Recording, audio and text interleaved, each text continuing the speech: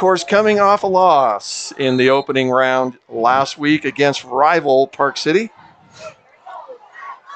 In a great battle, it just didn't look like it in the end, Corey.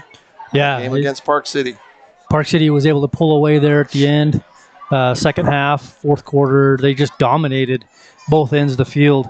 That was the difference. Wasatch came out, had a great first half, went into halftime with the lead. Yeah. And I'm sure they're hoping to do the same thing here. It's so much easier to play when you're ahead than from behind.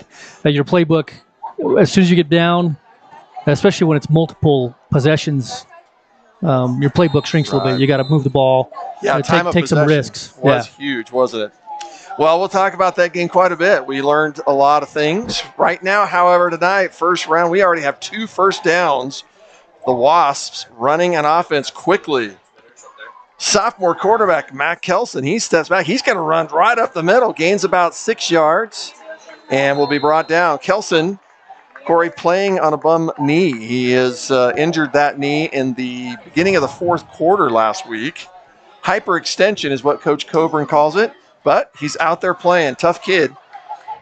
And he's already got 2 completions. And the other thing that's encouraging, Corey, is that's Chris Cook. 2 runs already for 8 yards apiece. That is encouraging. I don't know for certain, but somebody told me that he had 10 yards last game. 10 total. Which surprised me for as good as he is. Yeah, about 18 carries, and just got taken down a couple times back behind the line. And as we talked about, the playbook changed in the second half. We couldn't run much because we were behind. We had to throw a lot more than maybe they would have otherwise. But Chris is just too good of a player, an athlete. You know, he should be getting more than 10. Cook gets the pass, sideline pass. He's going to go on the right sideline. He's got space. He's going down. That's a 15-yard run after the catch for the senior, Chris Cook. And just as we're talking about him. This no-huddle offense quickly for you fans. Of course, you are used to this. Kelson gets it quickly to Crew Erickson. He's got space. Oh, and Crew is open. He stays on his feet. Touchdown, Wasatch. Barely minutes into the game, Crew Erickson got the pass, evaded 3 tackles, and scores the first of the night. Thought we might have a replay on that, but we'll keep looking. If not, we'll get it after this extra point here.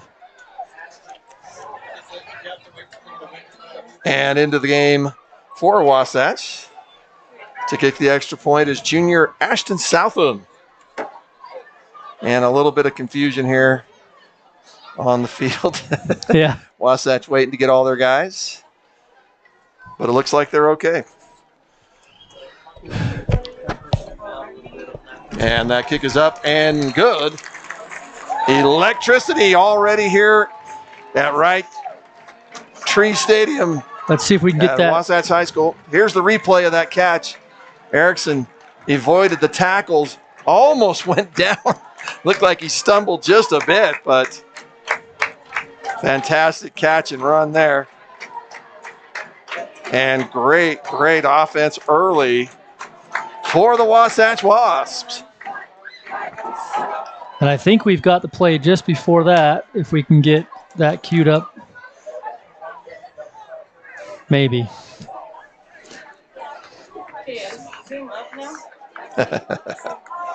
All right, so 7-0 is the early lead, just minutes into this game. Let's get a zoom on whether. And Skyview stunned. Quick scoring. What do you think, Brent? I mean, does that surprise you that they came out and scored that quick? No, so in talking a little bit with Coach Coburn, we'll talk about this more later, but Coach Coburn said that it was an interesting vibe with the players this week after that game. The coaches, of course, were losing sleep for the first couple nights because of the rivalry. You know, it's just a big rivalry. He said he actually saw an interesting calmness with the players. It's kind of like, we know we can do this. We had a couple of tough breaks. It's the first game of the year. And I think that's what he meant. I think he was encouraged. And if anything, I think that was a big opportunity for the Wasp front line, quarterback, running back, wide receiver, all to show we are not running away. We are here. So Skyview will take over possession on their own 20-yard line. Junior quarterback Carson Thatcher is out there. Thatcher had a great week. They had Skyview with a big win over 5A Salem Hills last week in Logan. Pass is complete, but the tackle quickly by Tavian Edwards, quickly tackled, and that reception was by junior Brevin Egbert. Egbert led all receivers last week with nearly 100 yards. Egbert and senior Michael Ferguson both had about 100 yards receiving last week. Yeah, they had a great week last week. That's a solid win. Anytime you beat a 5'8 Salem Hills. Thatcher, another quick reception, but again, Wasatch. Great coverage. This time the tackle, it looked like early by number 14, Colton Bassett. And that's 2 quick receptions, but hardly any gain. So it is now 3rd and what looks about 7.5 for Skyview, facing their first 3rd down of the game. Once again, junior quarterback Carson Thatcher, back to pass. This is intercepted on the left sideline, and it is an interception. It looked like we were waiting a little bit to get the confirmation from the line judge, and it is an interception. I didn't see who got it. I believe that was Colton Bassett, number 14. Just well read. Bassett anticipated that, was just almost like he knew that was coming. Bassett caught it and looked like he could run it back for a pick 6, but the momentum carried him out of bounds. Yeah, the question was getting his feet in, but obviously refs confirmed that. It's 1st and 10, Wasatch. Big start here for the Wasps. Skyview in the trenches at the moment, having to now keep Wasatch from going 25 yards. Immediately a pass to the end zone, incomplete. Yeah, just a little high over Crew's head. But I like that. I like go right back to Crew, let him make the play, and try to strike quick. It looked like Erickson was open on the inside. Yeah, he had the inside position. Looks like it just might have been overthrown just a little bit. This time the handoff to Cook once again. Cook's going to cut outside, go in. Looks like he gains about a hard-earned 5 yards. That's solid carry right there. If you can get that 6-yard carry out of him, that just opens up a lot, and it makes the defense play both the run and the pass. Kelson gets the quick pass on the Good outside. block. There is a penalty flag. Complete. I believe that is to number 80. I'm trying to see who. Put that over here. Might be 88. Joseph Heyer. Yeah, I'm pretty sure that's who it is. So it looks like with Wasatch backing up, there is a penalty. And I didn't see what it was. So it will be against Wasatch. And it's going to march back to about the original line of scrimmage from this series. So it'll be a repeat of 3rd down. Right in that area of holding on that block. So Wasatch back to 3rd and 10. Kelson in the shotgun. They did get a Skyview Bobcat offsides. Boy, this was the theme the other night in the game against Park City. Get a little bit of that back. And Wasatch themselves had a few of those same violations and then cleaned it up completely in the second half. So it'll now be 3rd and 5 after that violation. The pass is complete again. This time it looks like it is to Heyer again. Heyer dodges, jukes, and earns the 1st down. Wasatch moving quickly. Corey, I heard a little bit about some training of the referees. I'll have to tell you about it. Erickson with the reception. He catches at about the 8. He's carried for a few more. Able to carry a couple of Bobcat defenders all the way down to the 2-yard line. Yeah, there's a thing right now going something about Wasatch training, they call it. There's Chris Cook in for another one. Chris Cook with the rushing touchdown, Wasatch.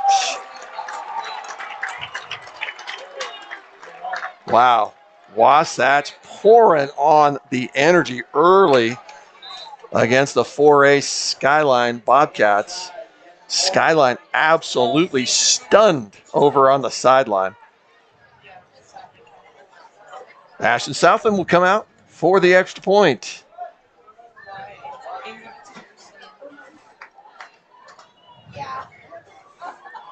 Kick is up. And right through the middle. In a long time, I have not seen a 14-0 lead with still 8 minutes in the first quarter, Corey. That is early scoring. Yeah, and I got to say, I'm impressed. Very. I'm a little shocked talking to some of the parents and fans in the stands, an hour before kickoff, asking them their take on the game of what's coming up, and they really did not expect this. None of them. Well, again, I go back to that line. Here's a replay. Oh, this is a replay of the kicks. No, I got it. I'm running the battery to English. Going back to the conversation with Coach Coburn, how he said there was an interesting calmness with the players.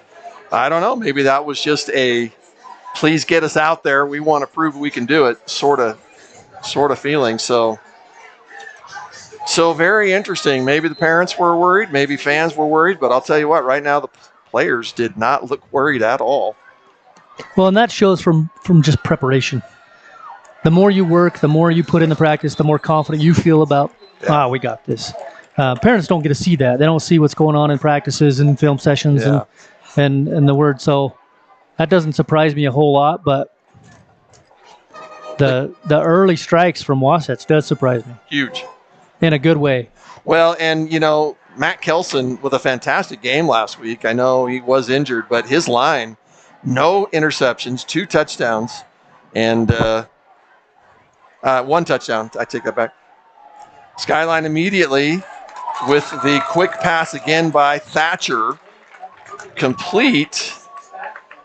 Looks like that was complete to, is that Egbert? No, that would be Ferguson. But again, a quick tackle resulting only in a yard gain. Yeah, they're doing a great job of just limiting yards after a catch. And there's the first run of the game. This time, the run by Michael Ferguson. I believe that's Ferguson. Ferguson, number 13 on the sheet we have here. And again, well covered. No, well, number 12, that was Brevin Egbert. I mean, this is a very positive thing for Wasatch. You got a 3rd and long on the possession, and so that's exactly where you want them. Yeah. They're going to have to take a little shot, deeper than normally. They might run something on a shorter play, but this is right where Wasatch wants them, on a 3rd and long deep into this end of the field. So 3rd and 7.5, we'll call it. Thatcher back, has time. He's going for the home run ball. Got an open man. And just like that, the Bobcats attack and score. Touchdown, Skyview. Yeah, and that is just blown coverage right there. He was all alone, 15 yards from coverage.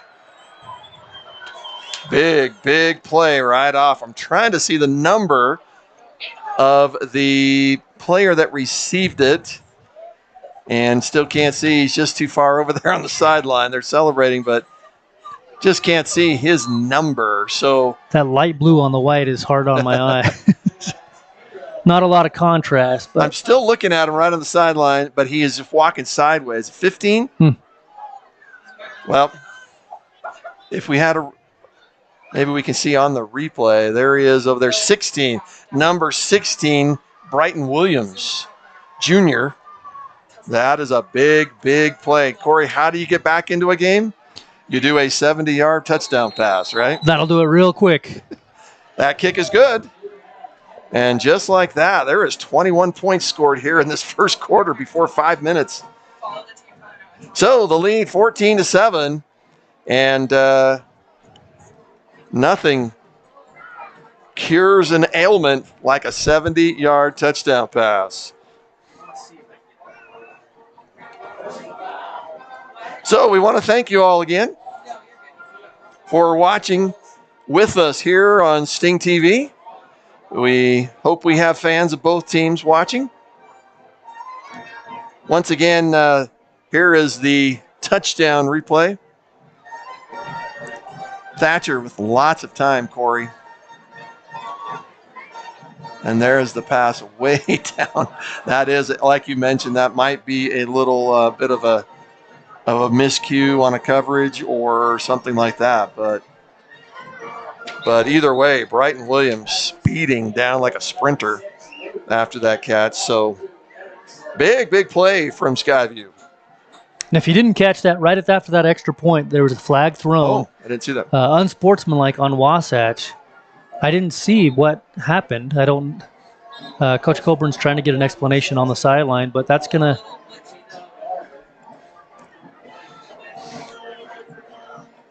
So that means the kickoff will go a little bit further. Yeah, it looked like they were marking the ball on the wrong side of the field. Yeah. Well, it's clear down to the Wasatch 45. Yeah. Which I guess is only about 15 yards. Put that through the uprights. Let's see. Yeah, we might. I saw some of the kickers pregame kicking it from here, and they could have, huh? It could happen. Well, the kickoff here for Skyview is number 83, Caleb DeQuadros, I believe. DeQuadros kicks it, of course, into the end zone, almost through the goalpost. So Wasatch will take over on their own 20-yard line. I thought sometimes maybe but I guess that's not how it works. So talking just a little bit about these teams, we mentioned last week the big tough loss for Wasatch against heavy rival Park City. Corey, you can learn a lot of things. So here comes Wasatch, another completed pass to Crew Erickson. Matt Kelson finding him quickly. What I would imagine, Corey, is that Skyview is going to be all over Erickson and trying to make adjustments. I anticipate them to start to key in on. He's obviously been a target early, made a couple good plays. And as well as Chris Cook. Chris is doing it. Same thing on Cook. It looks like the adjustments for Skyview are cover Cook. And it looks like he got back to the line of scrimmage, so a 0 loss, 0 gain. And it looks like an offsides possibly against the Bobcats. That's devastating. 2 great defensive plays for Skyview. That'll still put them a little bit short, but that opens up the playbook a little bit. Instead of it being 3rd and 6, it'll now be 3rd and 1 for Wasatch. This is Wasatch's first 3rd down of the game. Crew Erickson on the right sideline. He gets the pass. He's going to dodge here and there. Looks like he's going to get the first down, dragging one of the Bobcats. Quite easily gets that out there. Yeah, he was met by 2 or 3 before the first down, and then just earned it. Matt Kelson, so far, only 1 incomplete pass. And that was narrowly intercepted. Right through the hands of number 23 for Skyview. Sean Tempest just disappointed, angry with himself. He'll think about that one later. Yeah, that was very, very close. A 3-man rush. Here's a blitz.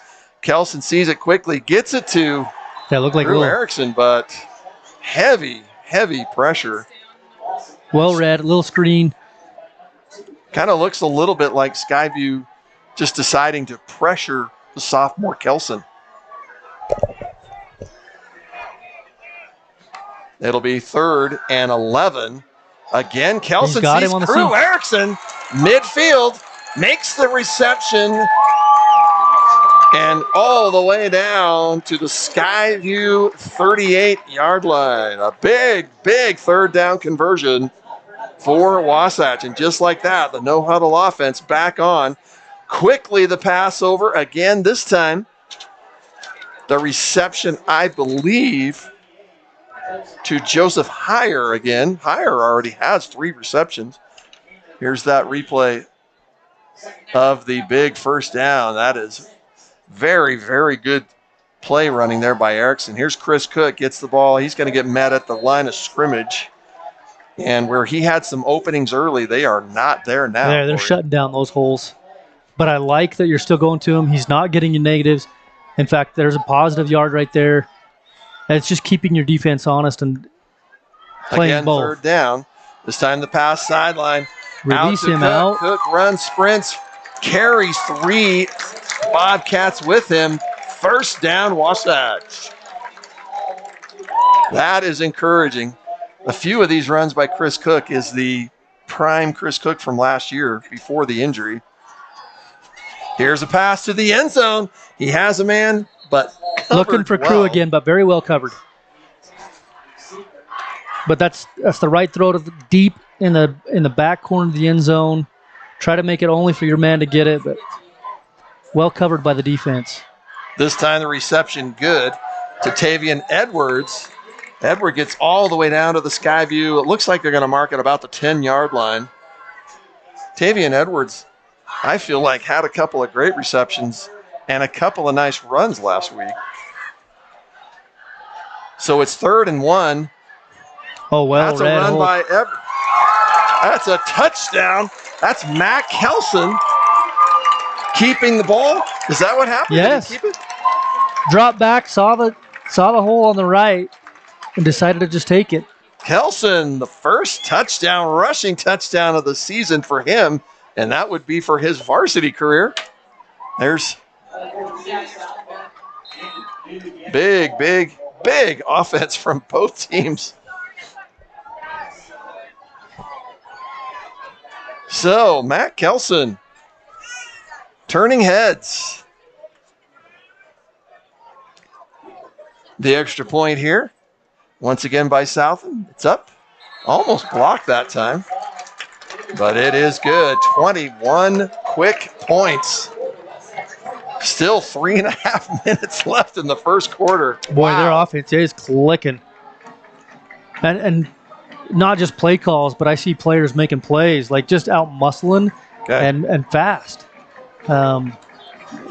Part of that is, and that's something that I was talking to a few people before, coming on a 2.5-hour bus ride down, sometimes it's hard to get a good start on something like that. So I was curious to see how Skyview would respond. They were here plenty early, out there on the field, getting their warm up, getting their legs under, but it's tough. It's tough. hard. Yeah. We both done it. Sometimes you get a little slow start, and sometimes that's hard to dig out of. Right. We'll see what their offense can do. Last time they had a pretty good answer. Well, 3 touchdowns for Wasatch here in the first quarter.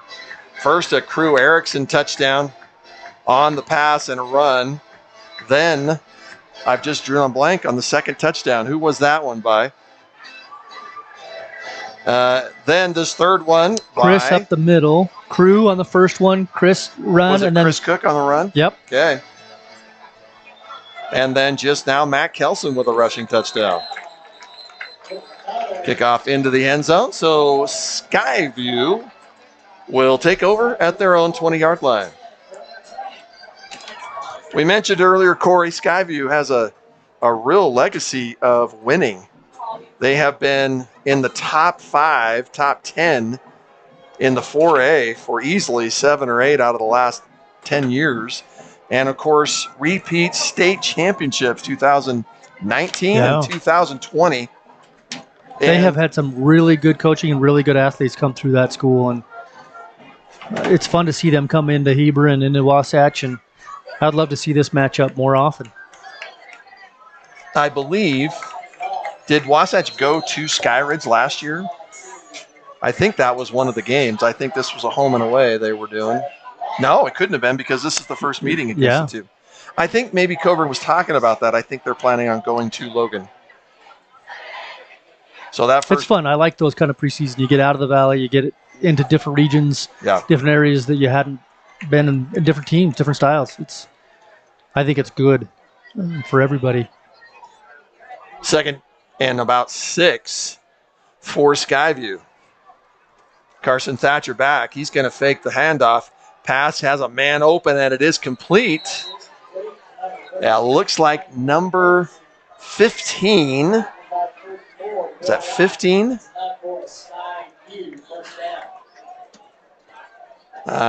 Can't tell. Might have been 13, Michael Ferguson. And that'll be a first down for Skyview. Skyview doesn't take a long time with their huddle.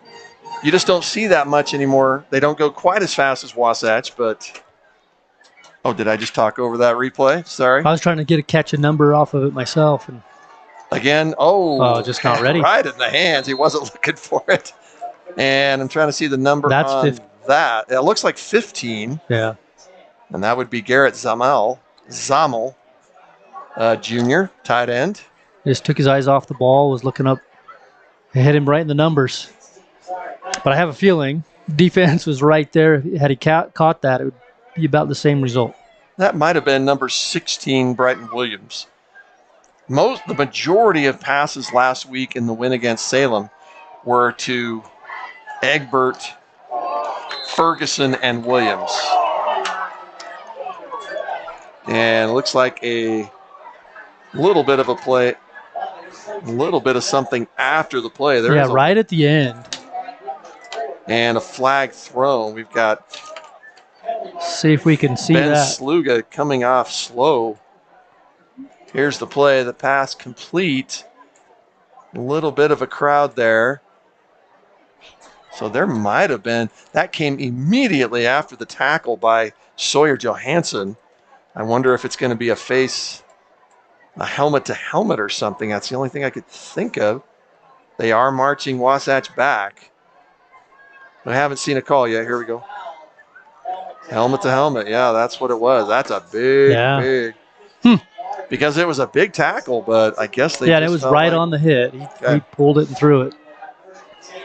So that penalty puts Skyview into Wasatch territory. It'll be 1st and 10 from the Wasatch 44. Thatcher back. He's going to fake the handoff once again. This time the completion to Garrett Zammel.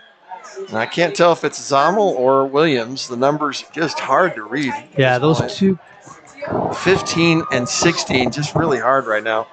See, 16's walking off, I believe. 15's backing up here. Yeah, okay. So I think that was 16. I think it was 16. That's Brighton Williams. We apologize if we get this wrong. We're doing our best. Well, I got the quarterback wrong for almost an entire quarter last week, and so I felt terrible. I apologize for all that. So it'll be 1st and 10. Again, this time the handoff is met quickly by a quick front line by Wasatch. 52 Heath Budd just got right through the line to wrap him up. The running back was Brevin Egbert. Met nothing. He was able to get back near the line of scrimmage, but a fantastic defensive play. 2nd and 11. There was a loss. So it'll be 2nd and 11. Carson Thatcher, as we mentioned last week, a big game. 2 touchdowns, no interceptions, about 212 yards. And most of those yards went to 3 guys. There's a quick pass after the draw play. Wide open space. Well executed. Still running down. Again, we just can't see that. Number 12, that's Egbert. Junior. A lot of contributing juniors on this team, Corey. So once again, first down. That's 3 first downs quickly for Skyview. All the way down to the Wasatch 21-yard line. Sorry, Brent. My focus has been being pulled away here and there. That's okay. Have a great crew here tonight. It's nice to have the kids here for that first week. Yeah, I got a few more people tonight than we did last week, and still breaking them in, getting some training done, but we're happy to bring these broadcasts to you. Thatcher completes the pass, and he is met quickly with a tackle. It looked like Colton Brisk, again with a quick tackle. So it'll be a gain of about 5. So it's 2nd and 5. And the Bobcats are marching and threatening. Lots of scoring, and we're still in this first quarter, about 9 seconds left. Yeah, a lot of action for one quarter. There is potential to have a score here. And the pass is complete.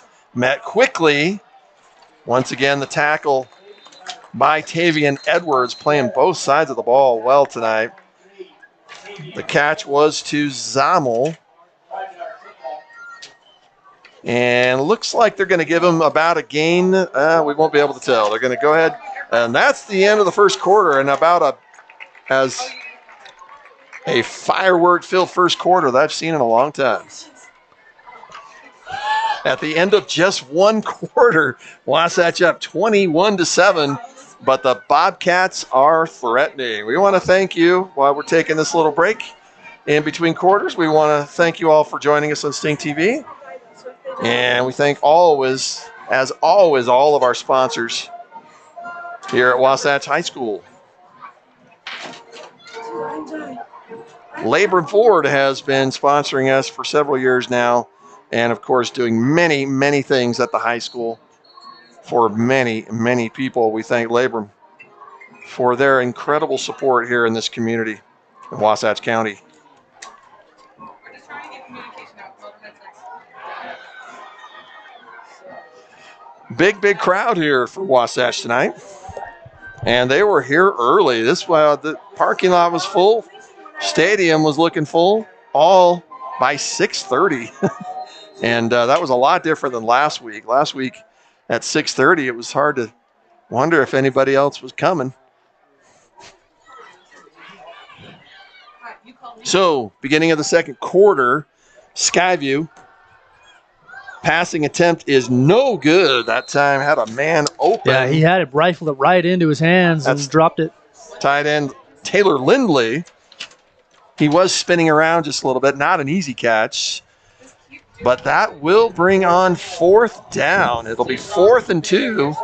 And it's looking easily that Skyview's going to go for it. Yeah, this field position, short range. You're moving the ball well. But it is about, well, it's not only about 1 yard. The handoff met at the line. Looks like it might be a first down. It looks like it got spotted right at the 10, which would be just enough. And that is a first down.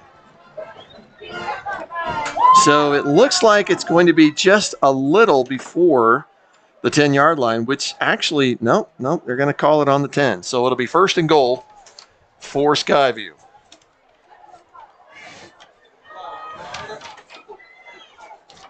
Thatcher back. Again with Egbert behind him. They give it to Egbert again. He's met at the line of scrimmage, and there's nothing. Big front line there for Wasatch. Led by Caden Luke in there. I believe Garrett Christensen. And possibly, you'd almost have to give credit also to Chris Beveridge. Just basically that front line, Corey, the 3 guys there. It's good to see Chris back out there on the field. I know he took some time off from football, trying to get things straight. And pass is incomplete. Another incomplete pass. Yeah, another opportunity dropped. Number 7. Boy, that's Taylor Lindley. Again, not a completely easy pass. He was running to his right, had to turn right, and almost twisted around. But that does bring on 3rd and goal from about the 9.5, almost 10-yard line. Bobcats are going to take their time on this. Quarterback Thatcher back with Egbert in the shotgun. And here we go, 3rd and 10. And there is a penalty. And we'll wait here to see exactly what that is. Looks like Skyview backing up. So false start by Skyview. Devastating. That hurts. That hurts if you're Skyview. But how they threw a 70-yard football, 70-yard touchdown pass in the first quarter. Yeah, this just gives you a little bit more real estate to work with, I think. Maybe. All right, so with the clock stopped, 10:37. No, the clock is now going. Skyview, still third down, actually. So it's 3rd and goal, but make it about almost 14 yards. Thatcher's back. He's got a man open. It's intercepted. And he there has is nothing not but green in front of him. That is Tavian Edwards going all the way. Touchdown, Wasatch.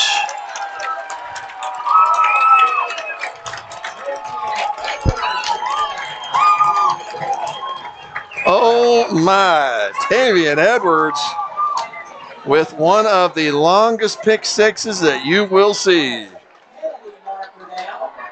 Now there is a flag, but it looks very much like after. Yeah. It looks like a sideline encroachment. And that's hard to blame anybody. That's an exciting play. They're excited to rush out there. And Coburn pleading his case for something. And that won't pull the touchdown back by any means, but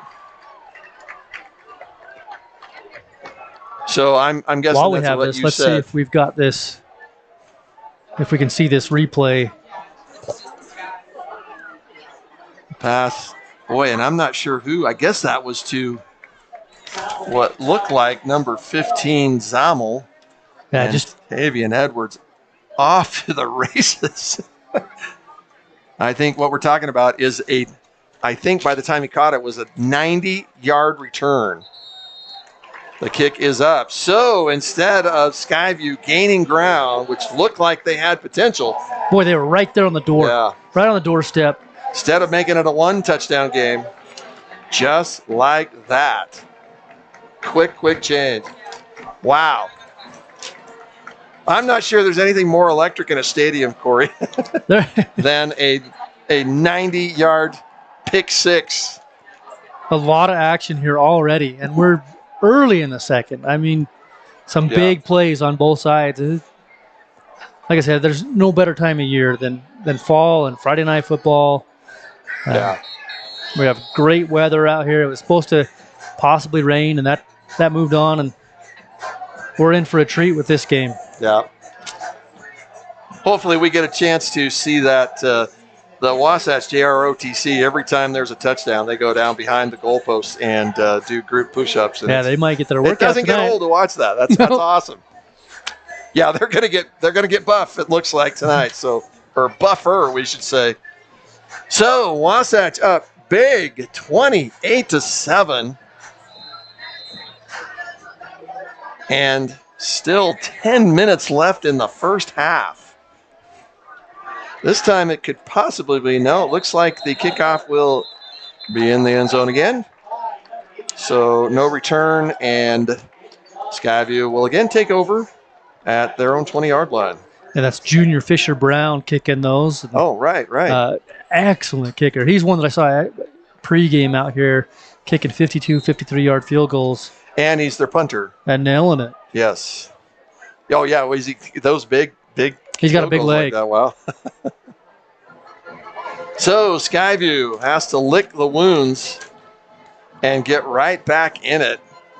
And they have the potential. They, of course, know how to do it. They know the game. They know how to win. The handoff to Egbert. Egbert's going to get a few yards, still on his feet. Yeah, this drive is going to be a big statement either way. I was just going to ask you that, Corey. For the game. How important is this for both teams? I mean, if you're Skyview, you want to close this gap with a 21-point lead before you go in, get a little bit of momentum going into the halftime. Yeah. The biggest thing, you just want to see some success on the field. And they've had that, just a couple of little plays, not little plays, big plays, but little moments of, one here, a couple of picks now, completely flip it. It negates all that positive that you were making and gaining. Let's see if they can just finish one through. Thatcher back by himself this time. The pass complete to Brighton Williams. Again, last week in their win, 225 or 30 yards completed to basically three players, Egbert, Ferguson, and Williams. Carson Thatcher, again, as we mentioned, 2 touchdowns, no interceptions. So looking for that magic here. And again, like you said, Corey, in the first quarter, we saw how quickly energy can change with a 70-yard touchdown bomb, which they did. So it looks like right now there's some questions. So Skyview's going to go ahead and take the first time out of this game.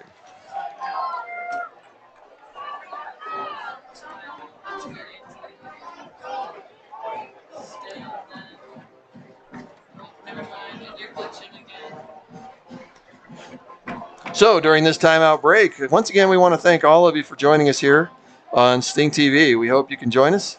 This is the second of only 4 home games this year for Wasatch. And school is barely 3 days old, and we're already halfway through the home if you look at the crowd and the student body and everybody, you wouldn't think they've been in 3 days. Yeah, a lot of energy. Looking just a little bit, once again, at that game last week for Wasatch. Wasatch goes, like you said, Corey, into the halftime with a 10-7 lead. What would you think are the biggest differences right now between the teams, just looking at them with this huge deficit right now? Big plays. Park City did a good job of limiting those big plays. They kept everything short, and the biggest part is Park City controlled the clock. They had the ball, they had the possession the entire second half. Here, Wasatch has done a good job of getting, takeaways, getting the ball in their hands, and playmakers making plays. Speaking of big plays, that was a big run by Brevin Egbert for a Bobcat first down. Run we think was about, there's a fumble on the field, still alive. Quickly pounced on, but that's going to back him up about 8 or 9 yards. That was costly. Yeah, just a little miscommunication somewhere. And then both thought the other guy was going to pick it up, and Hunter Homer came quickly, almost got it for Wasatch, but they quickly swallowed it up. So just like that, it's now 2nd and almost 19 for Skyview. And it's plays like that has just kind of stung Skyview here in the first half. They have these strings of success that get them right there on the doorstep, and then one costly mistake has kind of dug them in a hole, as we see here, 2nd and long. So Carson Thatcher back, nearly another interception. That's Will Wright. Yeah, he had his hands on that ball. Questioning almost another pick. Yep. So we do have an injury on the field.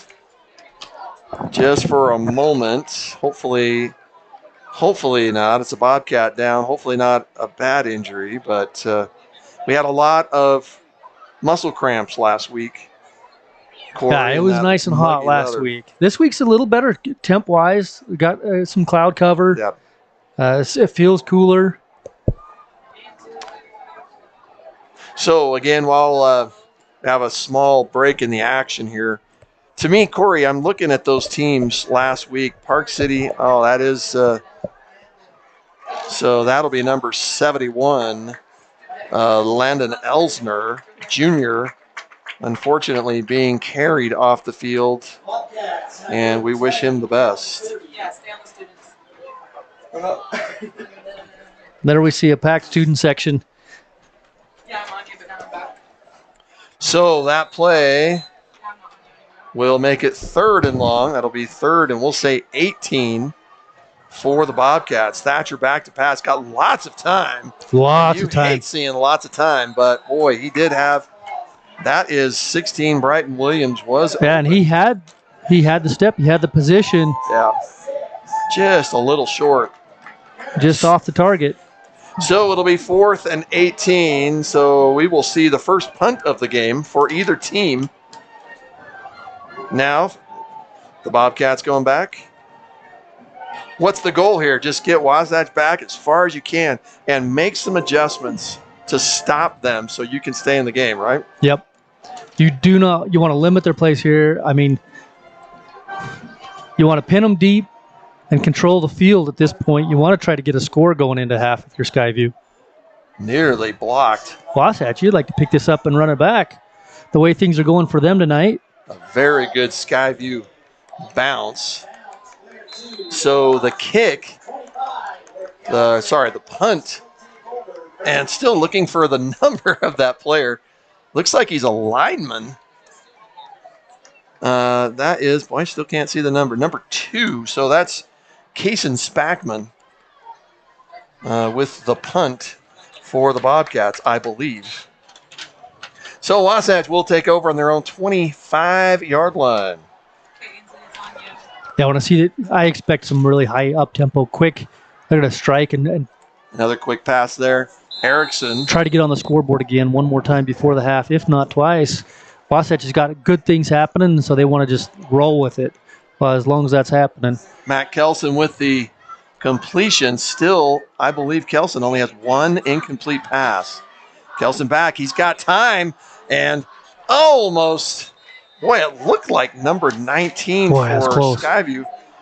Court Rigby could have just looked up and possibly got I don't think he saw the ball. I don't think so. He was looking at the receiver because if he had seen the ball, he could have got underneath that. So he was just playing the receiver coming at that point. Intended receiver was Carter Bacad. I actually think Bacad thought he was going to catch it. Kelson seeing some pressure, and he gets the pass off a little dangerously and incomplete. So just like that, that's just what Skyview wanted, right, Corey? Yep. And now if you're fortunate, maybe you get a block punt, maybe a shank punt or something short, and you get it, flip the field a little bit. But that's what you wanted. Didn't use a lot of time, held them on that quick offense. When it's clicking, and you move it. If you don't, the clock just doesn't run. Back to kick for Wasatch is Fisher Brown. And again, the first punt of the game for them. Again, and that was close. Blocked, if not blocked. Really close. Possibly blocked. But a good Wasatch bounce. They're 16. That's picked up by Bryton Williams. He's going to get some yardage. Brilliant play by Williams. I think he caught Wasatch thinking he was going to down it. But, boy, he picked it up and took off and gained at least 15 yards on the play. So you cross that midfield, now you're on the short side of the field. So a break for the, I'd call that a break, right? So Bobcats start this time in Wasatch territory on the Wasatch 43-yard line. 1st and 10. Yeah, and it gives your offense a second to get on the sideline, regroup, talk about some things that we need to sharpen up. Hand off to Egbert. Egbert is tough. He had nearly 100 yards rushing last week. He's a big runner. Hills. Yeah. Yeah, I think it was 98 yards. So he had 22 carries. It seems like they've passed it a little bit more than 22 carries for him, but now they're starting to give it to him. And that really opens up a game, doesn't it, for an offense? It makes the defense really have to change. So Skyview taking their time. Going to recall a play, it looks like here.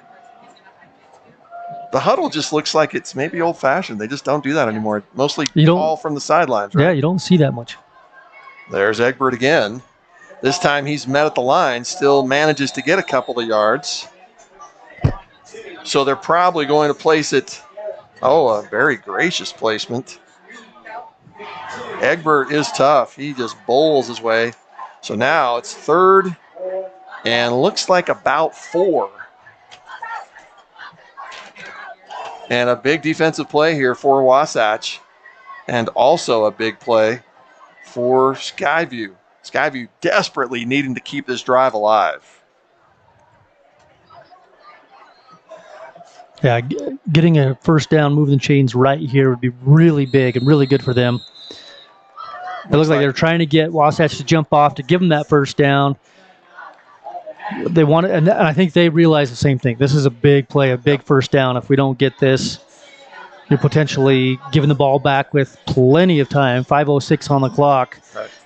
With Wasatch offense that is clicking tonight. Opportune time for the timeout. Yeah, I agree.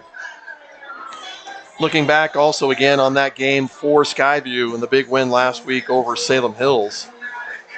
Again, the game was at Skyview. It actually was close. Skyview with a big score late in the game. Final score was 35-17. And, yeah, you always have to count that as a big win against somebody like Salem Hills. So here we go after the timeout. It will be 3rd and 4 for Skyview. They're going to try to get it quickly. The pass by Thatcher is complete. Well, Looks like his throws are a lot of airtime. they do seem like that. Yeah. That's Garrett Zommel, and that's going to bring a first down for the Bobcats. Like a short gain, but the ball covered a lot of yards on that throw. Which Wasatch has done a great job of reading that and getting under it a couple of times now, and almost there. Pass is complete. Good catch. Almost dropped. Instead, they got a few yards. Almost looked like the ball came loose, but right about back to the line of scrimmage. Yeah, that was a tough catch. Yeah, that was Michael Ferguson. Ferguson gets up limping. Ferguson, the only real senior in this big group of offensive players. Ferguson's going to stay in the game. To me, Corey, I was looking at this team against Park City. To me, Park City looked like they had a little bigger front line. And I don't know if that's the case. Quick pass is complete. Yeah, we are. Zommel. Wasatch is having more success, at least putting pressure and filling those holes. Park City, I think, was a little bit bigger on the line there and was able to just hold and by the time they needed. It just appeared that way. Yeah. And Carson looks like he has a great arm, but he's had a number of them here already just off the mark. Receivers open with a step, just for whatever reason, just off a little bit. 3rd and 2, 2.5 maybe. Thatcher back. He's got lots of time. He gets across the middle. The pass is complete. That looks like to Brevin Egbert. Yes. Egbert gets another first down. Yeah, picking up that 3rd down conversion is keeping them alive and keeping them. They're looking good right now. 3:23 left. If they can cut this to 14 and get a score right before the half, you got to be feeling pretty good. Going on the road that far. Yeah. Slow start that you did in the first quarter. Wasatch has played stellar. And not to take away from them at all. They came out ready to play and struck it hard. But it's fun to watch the adjustments. Yeah. The nerves kind of cool in and settle in. And now we're getting both teams just duking it out. So as important as the offensive timeout just a few moments ago for Skyview, which has really paid off for them, now, Corey, a defensive timeout. Coach Coburn wanted to talk about. He knows how important it is, how you're talking about. Yep. Stopping them here before the half. Coach Coburn has seen a lot of games, a lot of football at all levels. And so, yeah, he can read situations better than most, I would say, and knows the importance of getting a stop here, keeping the momentum going in, and keeping a team down. You know, when you got them down, yeah, don't give them hope. So here we go, the timeout. After the timeout, it's 1st and 10 from about the Wasatch, we'll say the 13-yard line. So it'll be 13 yards to the end zone for Skyview. Here's the handoff. This time, the handoff. That ball came out too. To Sam Porter. Again, a little miscommunication. The quarterback was going one way, running back the other way, bumped in, which didn't get a good handoff, and fumbled it. Fortunately for Skyview, that was recovered by them, but comes up with a loss. That's the first run I think I've seen Sam Porter in the game.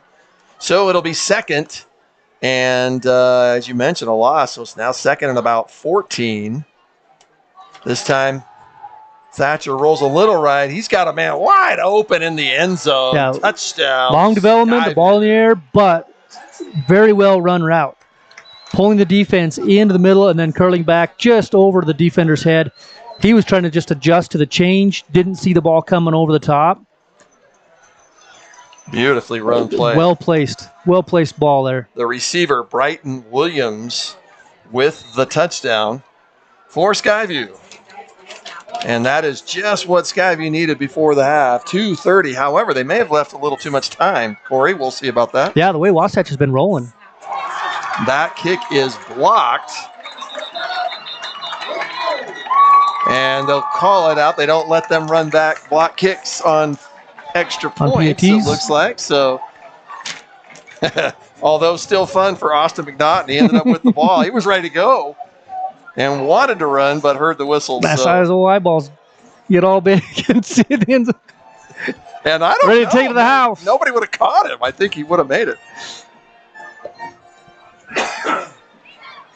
So the extra point, no good. But still, huge momentum for the Skyview Bobcats. 28-13 is the score. Wasatch will be able to have the ball for the final, maybe. They have 2 minutes and 31 seconds to make some magic themselves. So already, as you mentioned, Corey, a game of adjustments. And in talking to Coach Josh Montenzingo for Park City last week, he said it was completely a game of adjustments for them and Wasatch. And that's what's fun to watch, these teams and these coaches be able to do that. So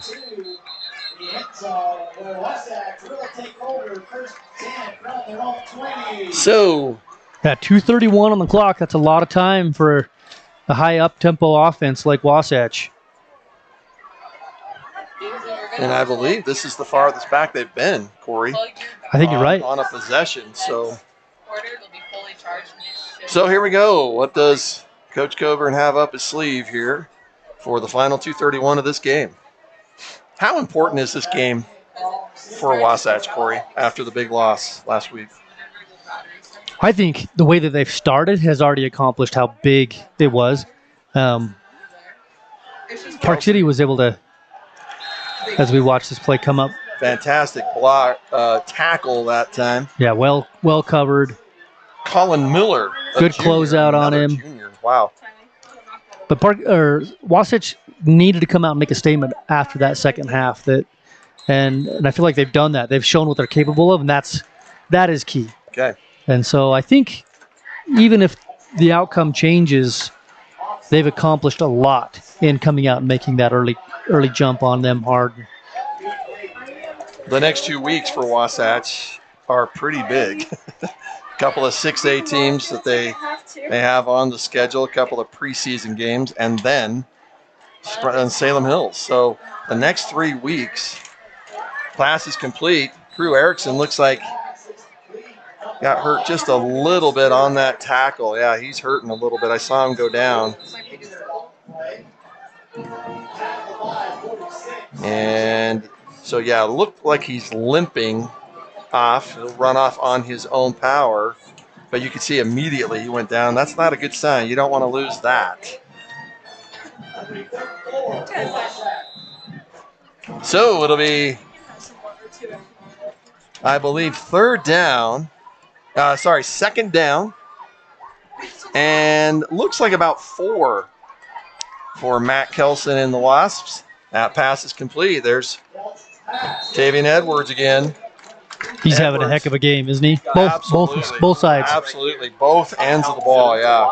It's another first down for Matt Kelson. Quickly, they go back, and he's going to fake the handoff to Cook, take the ball himself. Gutsy sophomore, still somewhat injured. We talked with the coaches, and they said he's still limping just a little bit. It was a hyperextension injury last week. He didn't come out of the game last week. Pass complete again to Edwards. Edwards going to get his few yards. Yeah, this is the 2-minute offense, just quick, short outs. And that's going to be a first down. Another first down. They will move the chains. And quickly, Wasatch back at the line of scrimmage. Here's a blitz.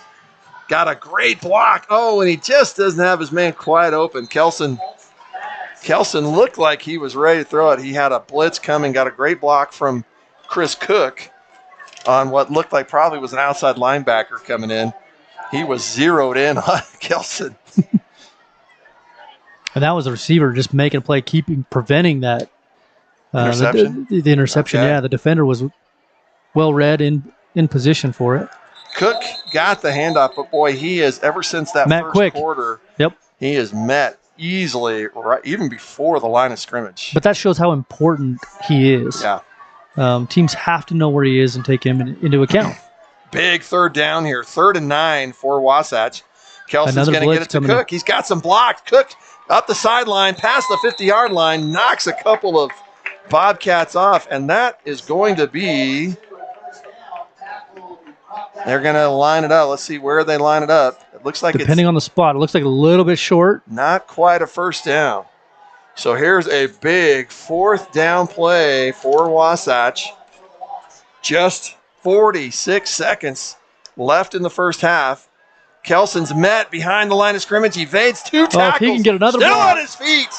Goes around and slides down underneath. I think he was told to do that last week after the injury. But that's a first down. I thought he might run out of bounds to stop the clock is what I was wondering there. But here we go. Wasatch quick. Time. Oh, this time Kelson is met. And that is going to be a sack.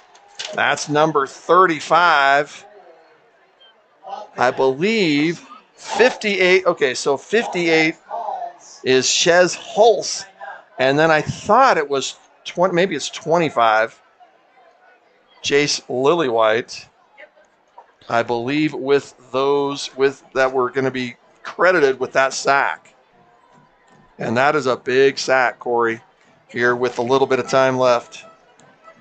And here's a big player down. You know, we saw Crew come out a few plays ago.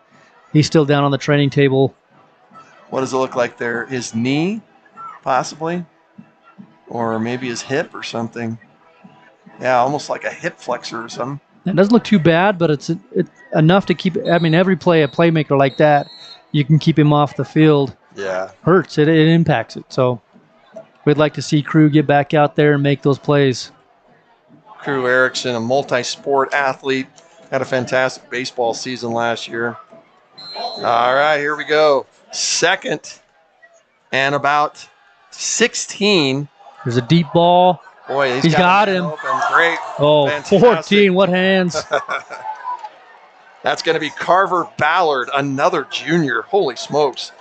Skyview loaded with juniors. They talk about football being a game of inches, and most of the time you're talking about the line and things, but that right there, a couple of inches over those fingertips, and he is gone for another touchdown. Yeah, that is we're going to look back on that play as possibly being a very important defensive play. It's 3rd down now and 16. Pass is complete. This is to Iyer. Iyer trying to get around. He's not going to make it. So it's going to be 4th down. We'll and see if at Coach least 12 yards. 4 seconds left. And Coach Colburn is going to take a timeout. Stop the clock and get one more play going in. Okay. A little surprising. I thought maybe, if they had gained, maybe 8 or 9 yards. Yeah. And then run another play to get a first down, stops the clock for a second. But otherwise, the kicking option here. So the coach in my mind is thinking this is a situational, a game time practice play. Okay. There might be a game down the road where you need a desperation play from the 50. Right. And so this is an opportunity. The outcome of this play isn't as crucial right now. And so this is a great time to let the kids have a shot at it and see and get some experience on running a 4th and long last second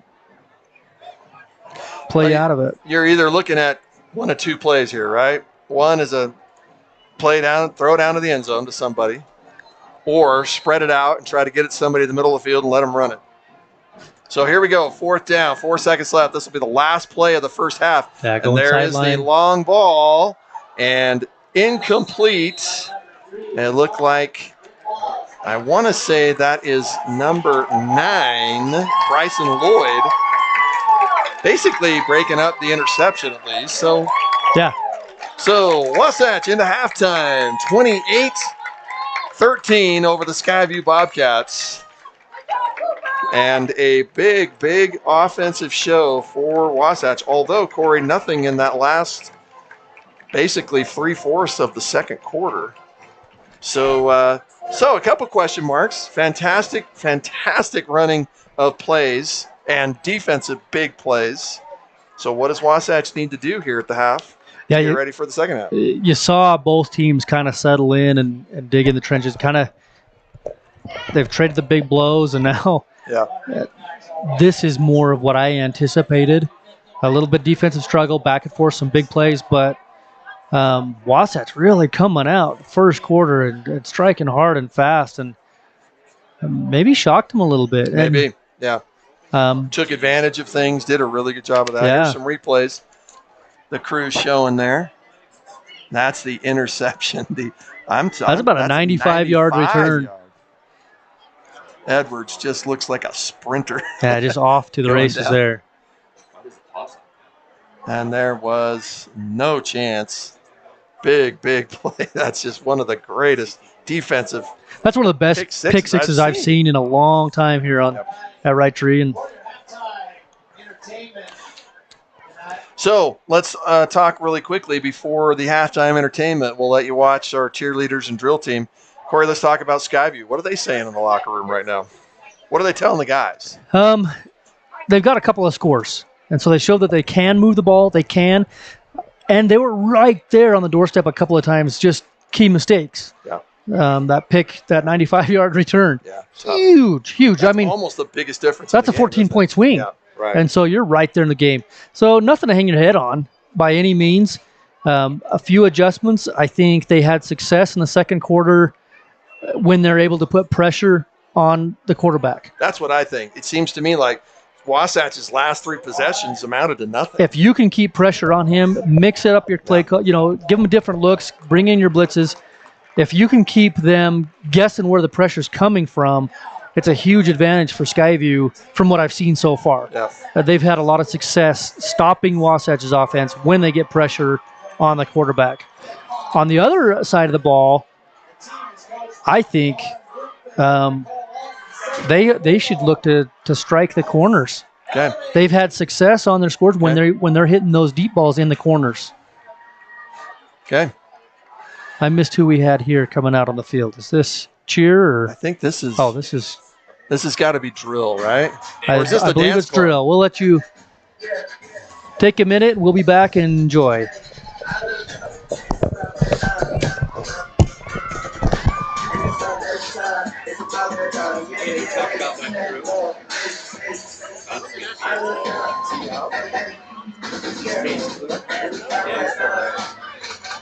Yeah, I've got food ready. I told her, I'm like, dude, just keep watching.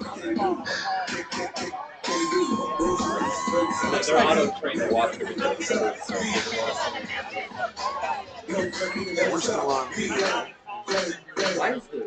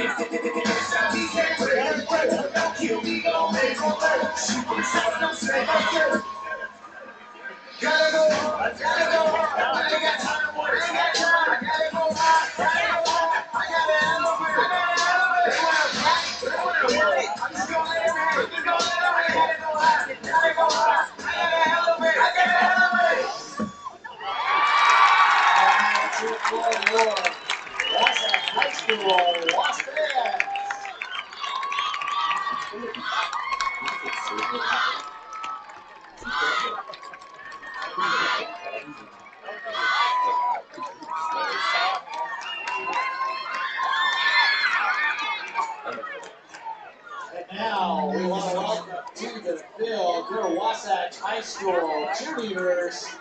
They're under the direction of Natasha Wild, Christina Clark, Dance Academy. and Terry Oldham.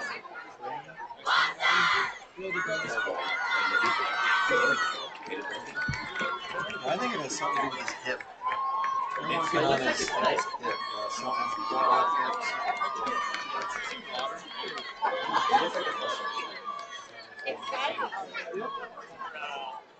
Calling me Mike.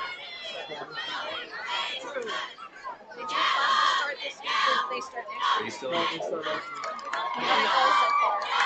It was just the first classes, so. Kind of interesting. But you're gonna learn the whole semester. No, not even that. Just Tuesday night we showed up. Just reset cells. These batteries. And then last night.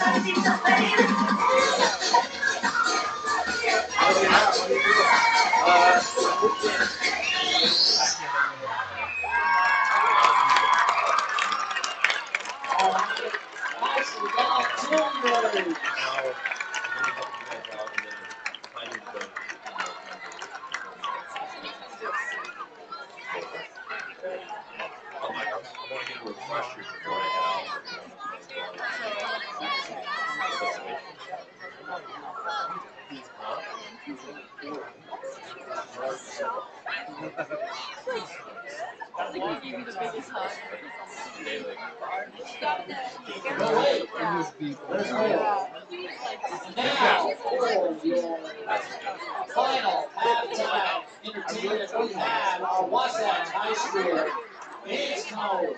They're performing their hip hop routine called Get Down. They're coached by Ron Bloomfield and Trisha Shaw.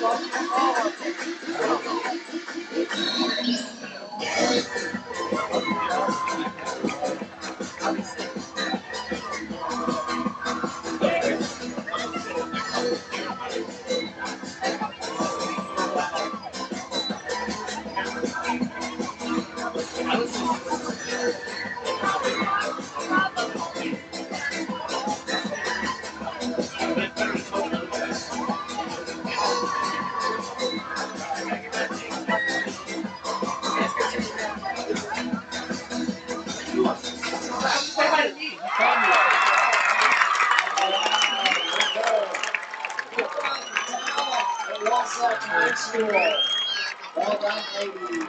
All three. Congratulations on the talent.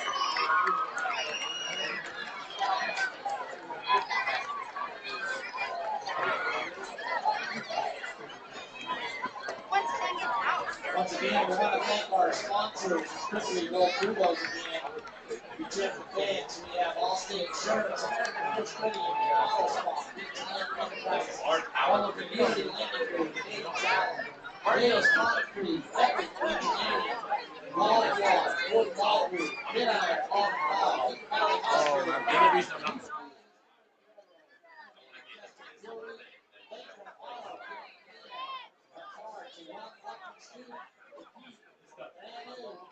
Also a teacher, one car of the year for Lake Run Auto Group. We thank them.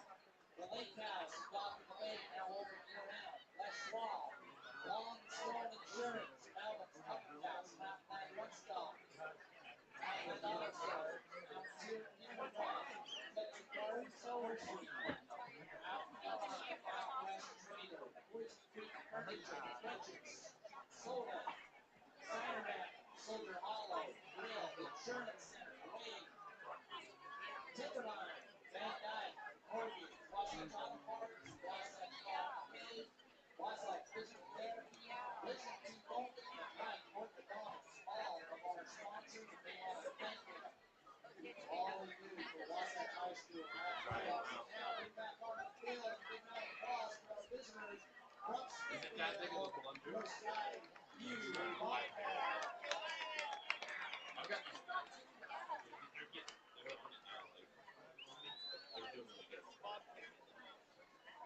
She's just panicking.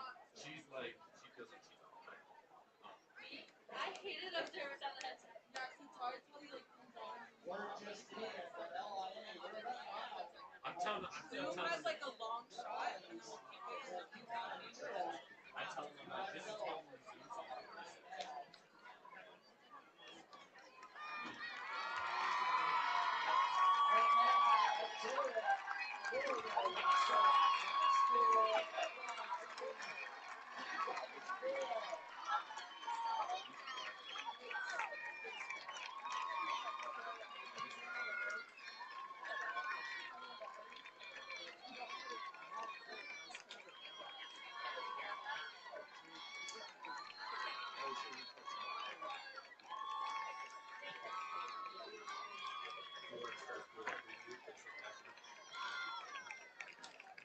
I don't even know. I forget how long this half time was. Well, they stopped at clock 3 to make sure that everybody was 2:20 right now. yeah, they stopped at 3 for a while to make sure teams got plenty of time to make it.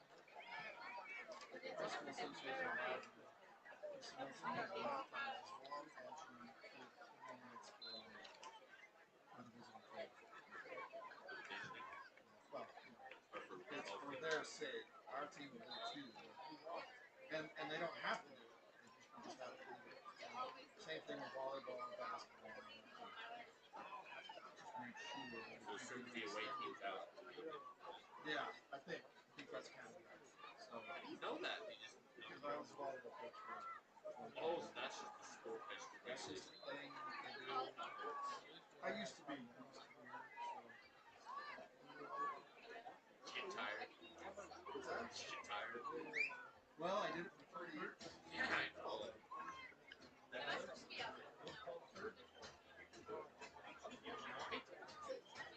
I don't care.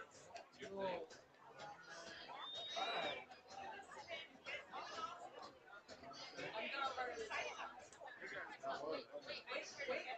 We hope it stays exciting.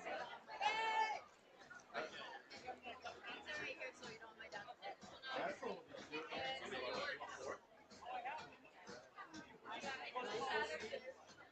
we had a. Did you?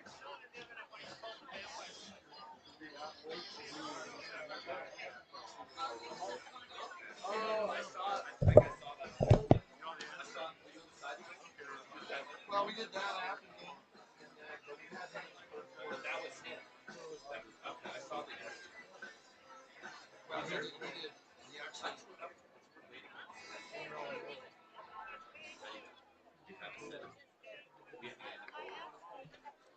Say your full name again. Tyler? It's Tyler with K.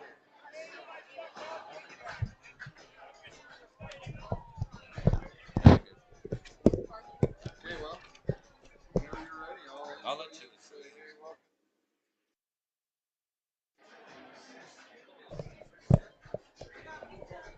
And then, and then.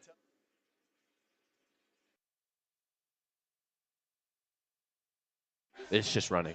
All right, welcome back to Wasatch High School, Heber City, Utah. This is Wright Tree Stadium, home of the Wasatch Wasps. A big, big first half for both teams. Wasatch up 28-13, and lots to talk about. But we're going to welcome to the booth an old friend, Kyler Grant. Oftentimes, you've heard his voice here on Sting TV. Welcome back. Thank you, Martindale. It's good to be back. Missed the action last week, but I'm back in the booth today. It's been a fun game watching this here. High action, going back down. And then when they first made a punt, I'm like, oh, man, I haven't seen a punt in a while. Now that I see it, it's a good game. Good game of football here we have today. Before we do the kickoff here in just a minute, tell us a little bit about you, what you've been doing, and what your plans are. Oh, well, I've been coaching soccer. I graduated here at Wasatch, and we were running Sing TV nonstop with Lang. Here's the football's getting kicked out. And then I went to Skyline to coach some high school soccer. A lot of fun there. We got into the semis. And where were you? I was living in Salt Lake. So what school was it? Skyline. Skyline. Yeah, the Awesome. Skyline Eagles. We had an amazing season, just fell short in penalties. Good for you. I was going to say. And now I'm back up in the booth. Got off the sideline, back up on the booth. And I know both football. I know American and European football, so no worries here. Corey Lang, always super busy with his crew here at Sting TV. He's off doing some really important things, I'm sure. So the coin flip back at the beginning of the game was won by Skyview, and they elected, of course, to have first possession of the second half. So that really helps them. They stopped Wasatch from scoring. And they need to generate some momentum here. They had that blocked penalty or blocked field goal, which is a huge bummer. And now they need to get the ball rolling here. They need to get something through the air. They've only had one really big gain, and it was a touchdown. As we have a flag here, let's see what the call is. Looks like, yeah, false start. Not what Skyview wanted to start with of the second half. But, you know, you're talking about at the end of the first half, Corey and I were talking, too, about how Skyview stopped Wasatch on their last three possessions. So that's got to be encouraging. The talk in the locker room had to be a bit encouraging. Yeah, it's definitely, it got a little more choppy as the game went on. Here comes a big throw. Ooh, nice break up here. No call on the play. It's going to be an incomplete, setting up second down. 15. Thatcher, lots of time back there. There is a flag. I wonder if he was hit a little bit after the play. Yeah, it's near the line of scrimmage, so it's got a Wasatch player clapping, so this might look like it's against Skyview again. And that's going to back them even more into their back of the field here. Let's see what the call is. Holding. Oh, so I was just going to say, so Tyler, you can either take that or decline it to make it second and 14, and that's what they did. So they're just saying, you're not going to get the yards, so we just want to get the ball faster. So it's going to be second down now and 15. And the thing I noticed is that they seem to look a little confused when they're setting up plays. I see them looking all the time towards the sideline, towards the QB, trying to figure out, let's see if they've cleared up a little bit of that miscommunication as the receiver's in motion here. Wasatch still with a three-man rush, although a blitz coming, a quick play. That play looks like it was caught.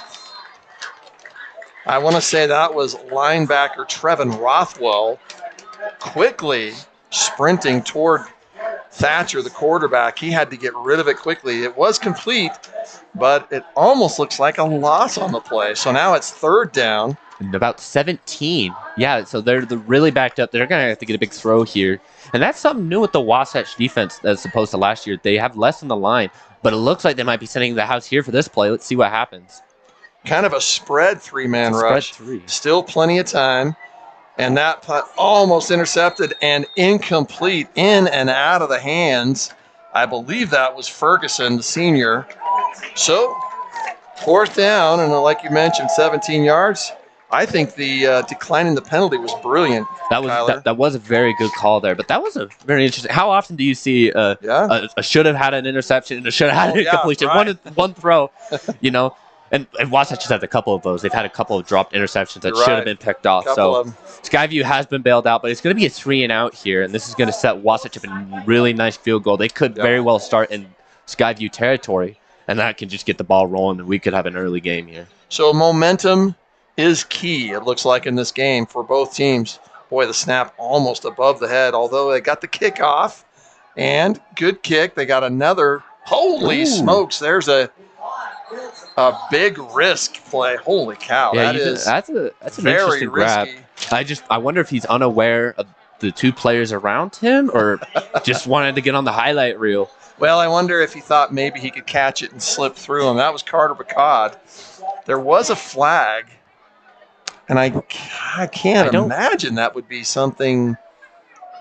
Maybe it was like a preemptive flag. Maybe he thought he hit him before the ball was touched, because I don't see a flag on the field anymore. There's so no yeah. penalty yardage. So for Wasatch, And let's see if Crew is back on the field. It'll be first and there 10. he is. He's on the bottom of your screen. Okay, that's a good find. Crew Erickson. There's a big run that time. Looks like Chris Cook back into the action. Cook in the first two series had fantastic runs. And he's been here as long as I've been here. You know, he's been running and pounding the ball for Wasatch. He's a day one, and he's an elite player, and he's going to have a breakout year. Cook gets 5. It'll be 2nd and 5. Erickson gets the ball. He's going to drag one Bobcat. Great tackle there by the Bobcats. I think that was Seth Chambers. Just having a hard time seeing those Bobcat numbers, but great tackle there. Erickson could have, and this time Erickson catches. He's going to get a first down. He's still on his feet, clear down to the Skyview 44-yard line. And they're not afraid to throw to him after that knock on the injury here on the sideline. 2 passes back-to-back, and he's got the first down, and he's moving the chains for Wasatch. Doesn't look like anything's affecting him, but boy, they worked on him the entire halftime, Kyler. Yeah, and they've done him well. He's doing some work here for Wasatch. They performed some Mr. Miyagi magic. There's Chris Cook. Big hole in that offensive line that time. Cook, you get 6 or 7 yards on a run, and that is all you can ask. Yeah, for he broke that first line so well, and then he just couldn't get past the second line of midfielders. But Chris Cook is a beast. He'll always get you that extra yard or two. Well, it looks like he did get 5 or 6. They're going to give it to him again. This time he has an opening on the left side of the line. Again, Chris Cook, that time got about 10 yards. It's going to be a first down Wasatch. And now they're just moving. They've got the defense on their toes. They don't know if they're throwing or running. And when they do run, Chris Cook is barreling through the defense, and it's just looking too strong. Chris Cook again. He gets wrapped up, but still gets his 3 or 4 yards. And like you say, Kyler, Skyview at this point, they have no idea. So they have established both things. They're looking at Erickson. They're looking at Bacad. They're looking at Cook. Pass is complete again. This time that is to Iyer. Iyer gets all the way down to the Skyview, 15-yard line. Yeah, it's about the 16-yard line there. They're really in striking zone here. And they've just got them on their toes. The fast tempo is too much. And Skyview is really on the back foot here. Kyler, once again, another quick pass complete. This time Skyview all over it. Skyview's number 23, Sean Tempest, quickly to that play and actually making a loss. So Wasatch, let's talk about this. I know it's impossible to talk about it because they're so fast, but how does this affect teams? It's just it's hard on the offense as well, but when you have such a good coach, as a decent little run there is going to set up 3rd down and maybe 10. But when you have such a dynamic offense, this is a very hard playbook to understand because you've got to be – the biggest thing is being quick and making a decision. But Colburn's an elite coach. He's been around for so long, and he gets his players always in shape for the quick tempo. And what it does is it keeps defenses on their toes, and they never know what to do. Kelson has his man well defended. Once again, another great defensive play. That's going to be number 19, Court Rigby, deflected the pass. And that right there, that saved a touchdown, Kyler. Yeah, that was a big breakup there. He went for the one-on-one, trusted the receiver, but the throw was a little short. He could have had him maybe, but he's no Patrick Mahomes. So that's going to set up a field goal here, which is still some good points. And points sure. with this type of lead just really keeps Skyview at arm's length. Looks like Southam out there for the field goal. This will be approximately 31 yards for Ashton Southam. Kick is up. It's a little low, but that is through the uprights. Ashton Southam in his junior year gets the first field goal of this game. That is. Nice little 3 points there. So, Wasatch, I would say that was if you called that a boxing match, round one of the second half, Skyview did pretty good, but Wasatch wins that round even though it's only a field goal, but that makes it 31-13. Yeah. And we were saying like, oh, Skyview needs to get to a rolling start, and now the pressure's on even more. And because they look a little squirmish on the play calling, I'm wondering if that's going to amplify with this amount of pressure. And we'll see how they react and if they have some character and can really show their ability to fight against the pressure here. So, talking a little bit, I was talking with Corey earlier, Kyler, and we heard some funny rumors about the training of the referees in this region in the state and how they're doing the Wasatch training, they call it, because of the fast tempo no huddle. And, that's too bad. The kick was right about the goal line. I think number 13, Michael Ferguson, the senior, really wanted to run that one back, but it looked like both feet have to be in the end zone for them to make it a touchback. If you can keep only one, I was hearing this, if you keep one in the zone and then the other in the field, like you straddle the line, I think they can run that back. I can't keep track of the rules, the little changes in between all three levels of the sport. So sometimes I just forget coming into the new season. I'm like, oh, I thought you could run it out. And I swear it's different every year. But going back to your Wasatch refereeing, that's really interesting. That's really funny, yeah. I love that. They've been doing it for the past 3 or 4 years. Thatcher lots of time. Almost gets hit on the blind side. He had a player. And that was in his hands. Oh, terrible. He had his head in the papers. He was on the front newspaper there. Skyview touchdown gets him back in the game, but no, a drop there. He had it there. It was so close. Bad. That's number 16. I guess that's Brighton Williams. I believe that was Williams, who has been sure-handed this whole game. And that's a killer. Yeah, that's just a stab in the back when there's already multiple stab wounds. But you know what? That just shows, Skyview's already got a 70-yard touchdown play. So you know they can explode any time. And you need to be thinking if you're Cobra as the QB rolls out to his right. Nice little grab here. Gets by one man. Drags the other one to the sideline. It looks like that is Ferguson. But going back to this long throwing, I wonder if Cobra now is in the back of his mind like, oh, that's 2 big throws down the field. I need to add some numbers back there, get some more speed? Yeah, that's something you need to keep in the back of your mind. So that was Egbert getting the ball back and a first down for the Bobcats. 1st and 10 on their own 30-yard line. And they're loading the top side of your screen here, so we could see maybe a quick wide receiver screen. They've only got 3 corners up there, too. Pass is complete. This time to Williams. Last week, Skyview beat Salem Hills. What looked like a handily one game score, but I believe there was a late score. Anyway, 3 players basically got 200 yards in receiving. That was Egbert, Ferguson, and Williams. And they have been kind of the key targets tonight. You think if you get in 200 yards, you're not dropping an open pass. Yeah. Must have really had his head in the papers. Well, I would imagine they've got near that for sure tonight with the drop passes. Yeah, so for sure. And only a couple. There's just really been 2 or 3. And yeah, not too many. Well, they're motioning the receiver out to the right for a screenplay. That's Egbert again. Boy, he's still running. Another first down. This is exactly what Skyview wants. And they were looking for that screen, but not it to be Egbert. And that was a really nice, well-drawn play. And a good screen there, and they've got the chains moved once more. A couple of plays, and they did this a little bit in the first half, but out of the backfield, like you were saying.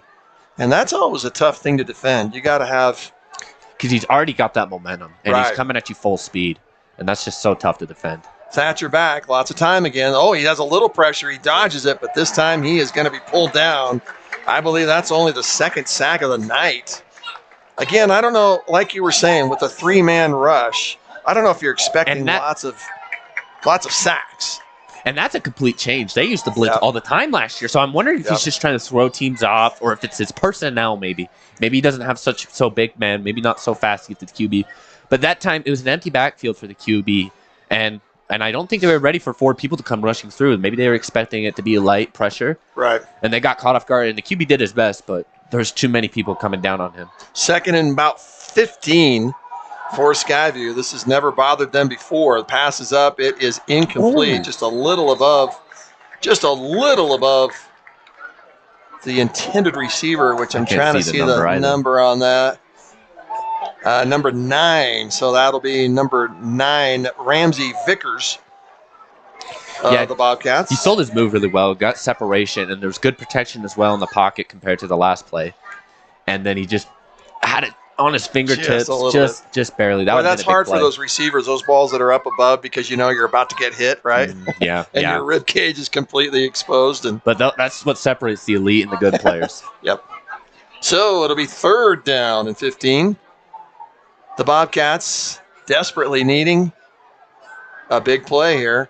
Looks like they get it. They're going to go for the home run ball. They got. The man is open, but incomplete. Just 5 or 6 yards, just beyond the reach of intended receiver. And I'm going to say that is either Williams, possibly Williams, Bryton Williams. So Skyview, after getting 2 or 3 first downs, they're going to have to punt it away. And Wasatch has really done their job defensively on these first 2 possessions. Yeah, really good stuff. They're shoring up the run and not letting a lot of chip yards come in. But when the protection comes in for Skyview, there's an open receiver way down the field. So that's something they need to keep in mind. But other than that, Wasatch is doing really good on defense. But is that a muff? Blocked. That was touched. And I'm going to say that is Crew Erickson. A lot of everywhere. A lot of speed there. The edges collapsed for Skyview, and it could have been blocked either way. But Crew was the one who got on their big block. That's going to give them that extra 10 yards there. Yeah, that will put Wasatch in decent position to start on their own, looks like about their own 39-yard line. And now the question is, are they going to run the clock and run it to Cook, or are they going to keep pounding it, you know? Now you're starting to get into the time management zone of the game, and whether you're just trying to get the ball out of Skyview's hands. Which is kind of a double-edged sword. There's Cook going left side. He's got space. At the 40 to the 40. The move. Make a big move, and he's got daylight. Chris Cook has one more player to pass, and he does. Touchdown, Wasatch. We talked. We were like, they're just going to hand it off and run the clock. But when you've got Cook, it's going all the way. Cook with the monstrous run at that cell on the fake here. Let's keep seeing on the replay. That stutter step right there. Right there. Perfect. Just an amazing play. Cook is just so elusive, and when he's in open field too, you just don't know where he's going. And you don't get to see the speed that often because he's always plowing into lines and doing things. But boy, that was what looked like jet speed going down the sidelines. He must have consumed some jet fuel at halftime because he just turned on the burners. I believe that's offside. It looks like Skyview jumped the line a little too early. Let's see what the call is. So a little bit of a wait time here so we got the Wasatch team coming off the field. So I would imagine that just means the kick is good. Yeah, they're going to decline, or they're going to accept it and maybe tack it on yards for the kickoff. Let's see what it is. Nope. Here it comes. Reverse it. Both teams coming back onto the field. So it is an offsides. They're going to redo it. You just think that would be, but I guess they can't decline it because. Yeah, true, because it's before the snap, correct. Yeah, and they were probably blowing the whistle before the snap. Correct. So they will redo the kick 5 yards closer. Well, actually, not even 5 yards. Right on the goal line. Yeah. My next train of thought was, maybe they're bringing out the offensive unit because they're that much closer now. But they're going to go for the point. take it safe because they've got a big lead here. Get a picture of that JROTC doing push-ups. That's just awesome. One of the cameras usually does it. We love seeing it here in the booth. You're watching the field. We have, we have the JROTC. There they are. There they are doing their push-ups after every touchdown, and they are beefing up tonight. Well, it's not every it's correct. It's every touchdown, but they do it every point. So now they have 38. Oh. So their previous one would have been 31 on the field goal. So that's how many push-ups. So every time they get scored, they have to push up Wasatch's scoreline. Nice. So they're getting ripped today. Cook is making them work today. So 38-13 is the score. Wasatch definitely taking control here in the third quarter, but we have seen different games in the fourth quarter before. So I've seen some crazy, especially in high school. I feel like it's even crazier sometimes in high school. You just never know what's going to happen. Skyview can turn it on. Mistakes are more prone the younger you get. Right. And turnovers can happen. Skyview, of course, a very explosive team. We were talking earlier. They are often in the 4A, always in the top 8, 10. In the last 6 or 7 years, they've been champs. They are, of course, returning state champions in the 2019, 2020. And, Coach Coburn was saying, I would love a state championship trophy. So this is a great history and a great team, and they know what they're doing. So Skyview takes over at their own 20-yard line. Again, moving in the backfield. They're going to find this time a man open. Just a couple of, and you can see Thatcher himself not happy with himself. Boy, 2 or 3 times, I want to say, in the last 2 possessions, he's had guys open and just could not connect. There was so much going on. He had the motion that he had to sell. He had the play action they had to sell, and then he couldn't hit the simple target. Just way too much going there in the kitchen. I would think one observation we'd make about Skyview, obviously well coached, great kids, great front line, but they're young, meaning not a lot of seniors. Out of all those that contribute, there's one senior, that's Ferguson, the wide receiver. But all the others, at least juniors, plenty of time. This time, again, the ball dropped. And you're not, and I believe that's Jet Ballard, number 11 there on the attempted pass. But you're not going to get into games here if you're dropping those like that. That needs to be converted. That's devastating. And that's just another stab into the back. That's tough, yeah. And it's just so hard to build anything off of just depressing plays like that. That time it was Egbert, the junior. Egbert's had a fantastic game.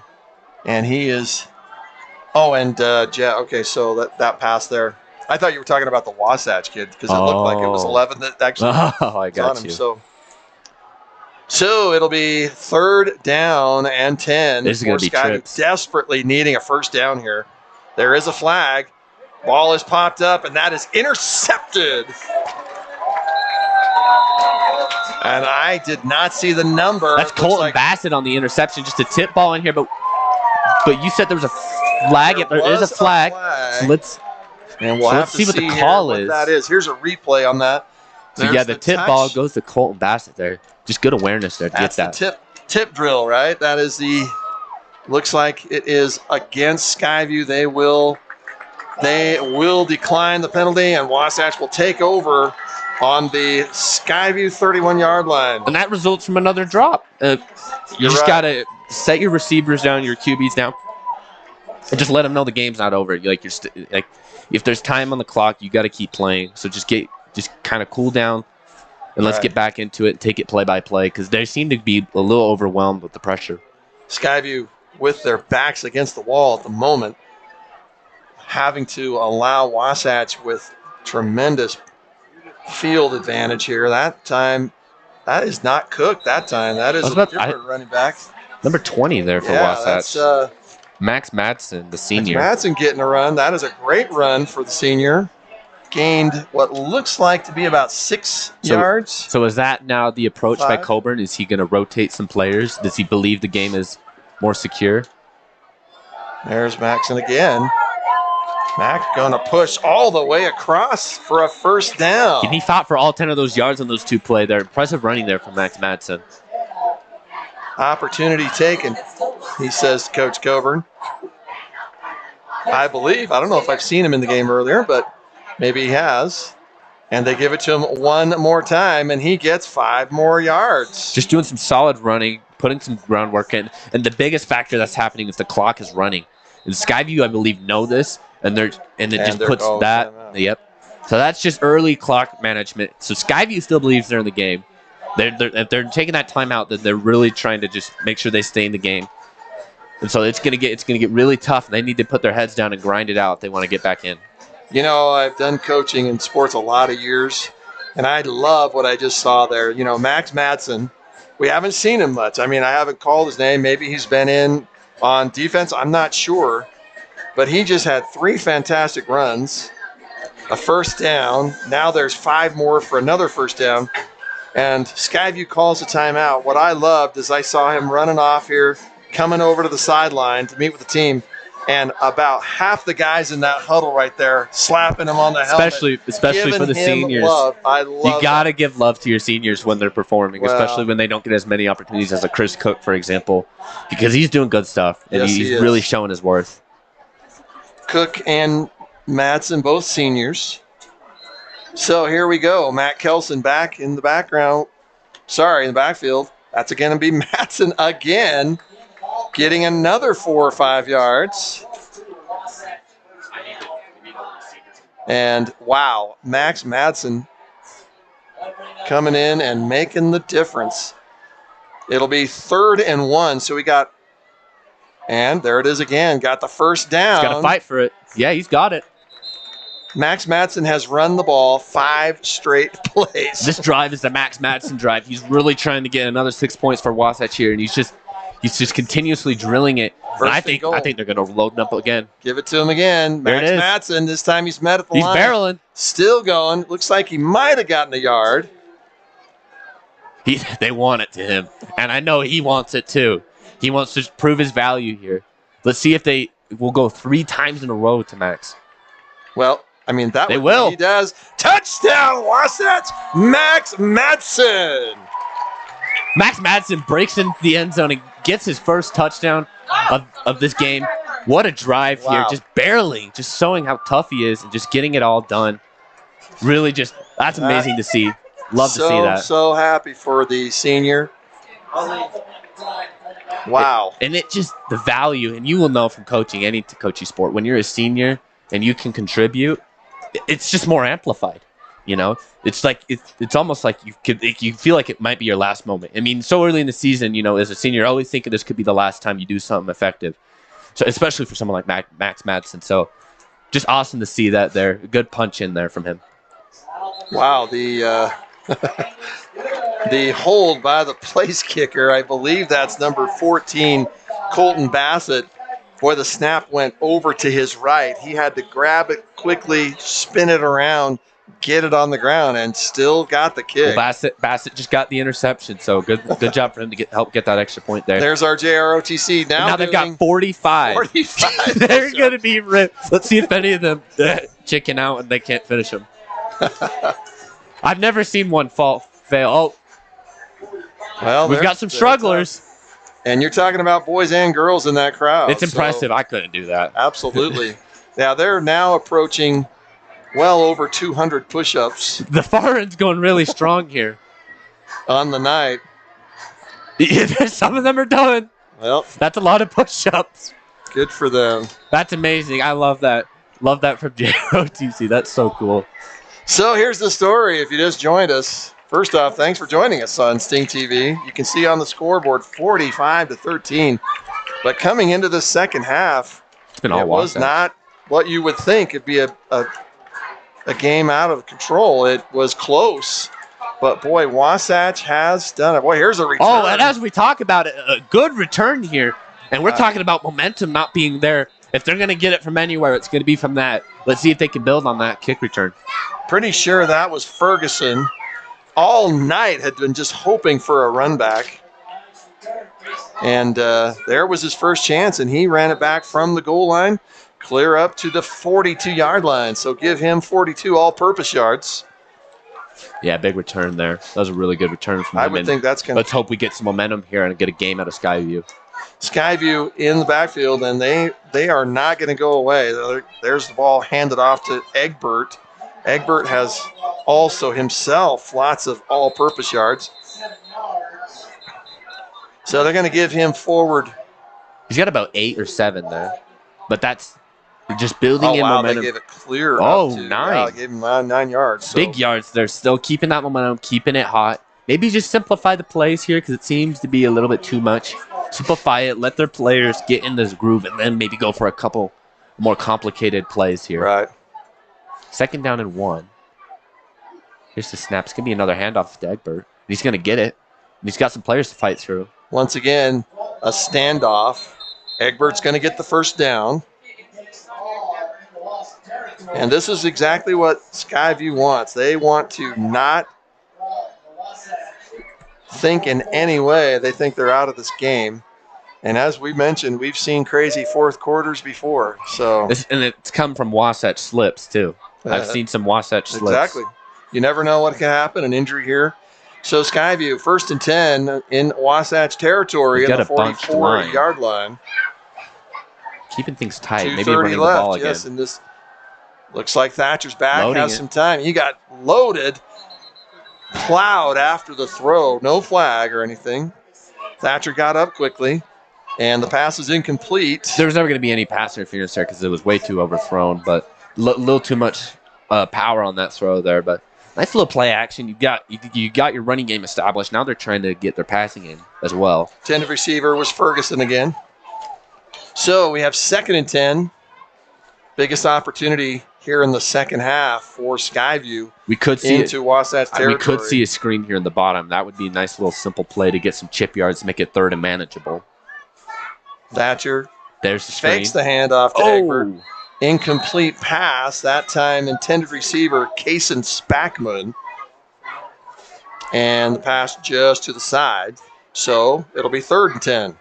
And that's something you just need to get, and that's a good play call. Get those chip yards, but you just got to connect those. Got to connect that pass.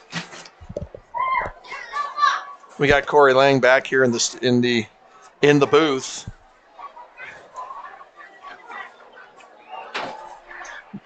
I'm in my spot. So we'll back to passes Thatcher. He's got time, and a man, and caught. That may have saved the first down. You've got to go for it. You're not in punting range. You're not in field goal range. And even if you were, you got some points to score. Looks like they are giving them the first down. They gave them the first. I thought that was a yard short at least. So a big play by Skyview. This is exactly what they want. The Bobcats threatening here for the first time in the second half. See, here's this confusion I'm talking about. You know, they line up in a formation, then they have to look over, and then they flip both receivers onto opposite sides. And I'm wondering if they're trying to set up a screen or something, or what the purpose of that is. Hand off again to Egbert. Egbert's going to get a couple yards. Plows on through. Just a tough runner, Egbert is. And when he's in the open, he's fast. Yeah, and he's really trying to get Skyview in. He had some impressive runs to start this drive here. And Skyview's knocking on the door now after that amazing catch and pass there. And now they're getting in the striking zone. They get another 10 or 20 yards, and they're getting at least a field goal out of this. But you need 6. You can't walk away with a field goal if you're Skyview. Egbert, triple threat, in my opinion, and he also, there's the fake handoff to Egbert. This time the pass is complete to Williams. Williams is going to get a few yards. That's actually, I was reading the wrong side. I'm like, yeah, that's Williams. And then I flipped and I'm like, all right, wait a second. Last week, I always get confused with the away teams. I called the wrong quarterback for almost the entire first quarter for Park City. Did they switch numbers? I just couldn't see and somebody told me it was Tabarachi, and I kept saying Tabarachi. Oh, Tabarachi. So, but it wasn't. The whole night it was the other one, and he had a great game, and I feel terrible. Oh, my.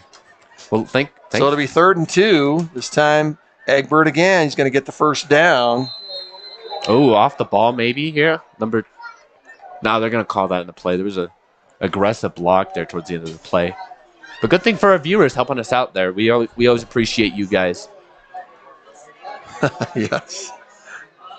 No, it'll be a first down. I don't see anything on a penalty, so. No penalty on that block. Okay. So it's going to set up first down. So 1st and 10 for Skyview. And the handoff again to Egbert. He's going to get hit. His Forward momentum will allow him to probably gain 4 or 5 yards out of that. And that will be the end of the third quarter. A big, big third quarter for Wasatch, even though Skyview threatening to score here, held Skyview scoreless and scored a lot. So helps with that to put the game out. Skyview could come up with a big fourth quarter. What do you think, You're Kyler? looking at if they get a touchdown. I'm talking post touchdown if they get it on this. You're looking at about a 4 possession game. They need 25 points. So that's 3 touchdowns. Maybe you can get some extra points or go for 2. I mean, but this is a big task. So are we going to see onside kicks, or are they going to play it a little bit more safe because of Wasatch's steamrolling offense here in the second half? There's going to be some really big decisions here. Do you go for the 2? Do you go for the onside? So we'll see. Oh, Lang's getting his son in the action. We're looking at the Wasatch crowd there. We saw in the bright pink tank top, CC Lang, our director's son. Awesome kid here at Wasatch. We love CC. All right, fourth quarter. Skyview threatening. First possession here of the fourth quarter. Boy, the snap almost got away from Thatcher. Made the complete pass. They're not going to have a gain, so it'll be third and what looks like about 8. And boy, this is a big third down for Skyview. They have to. You would just think mentally they've got to score here somehow. And what I would do is a run play and get this in the third and short, because they're expecting a throw here because it's third and long. But they're going to go only to QB in the backfield, so maybe not. But they're looking to the sideline. Are they calling an audible here? So Thatcher back. It just looks like their play calling is just coming from the sideline, just a little slower, not as quick as Wasatch. Oh, the snap almost gets away. And a great defensive play there. And no I would call. It's going to be fourth down. And you need more creativity because you got to get points here. So think outside the box and go for the run. Like, just get the simple yards. And it's just botched plays, and it's really what's costing this Skyview team. Because we're seeing a lot of talent coming in some big explosive plays, but young they're just failing a little short on some of these calls. So Skyview taking their time on the play clock. And you're speaking about Skyview's young talent, and that's kind of a nice thing, because you can work on young players and they can get in the mold. When you have old players, you expect them to be.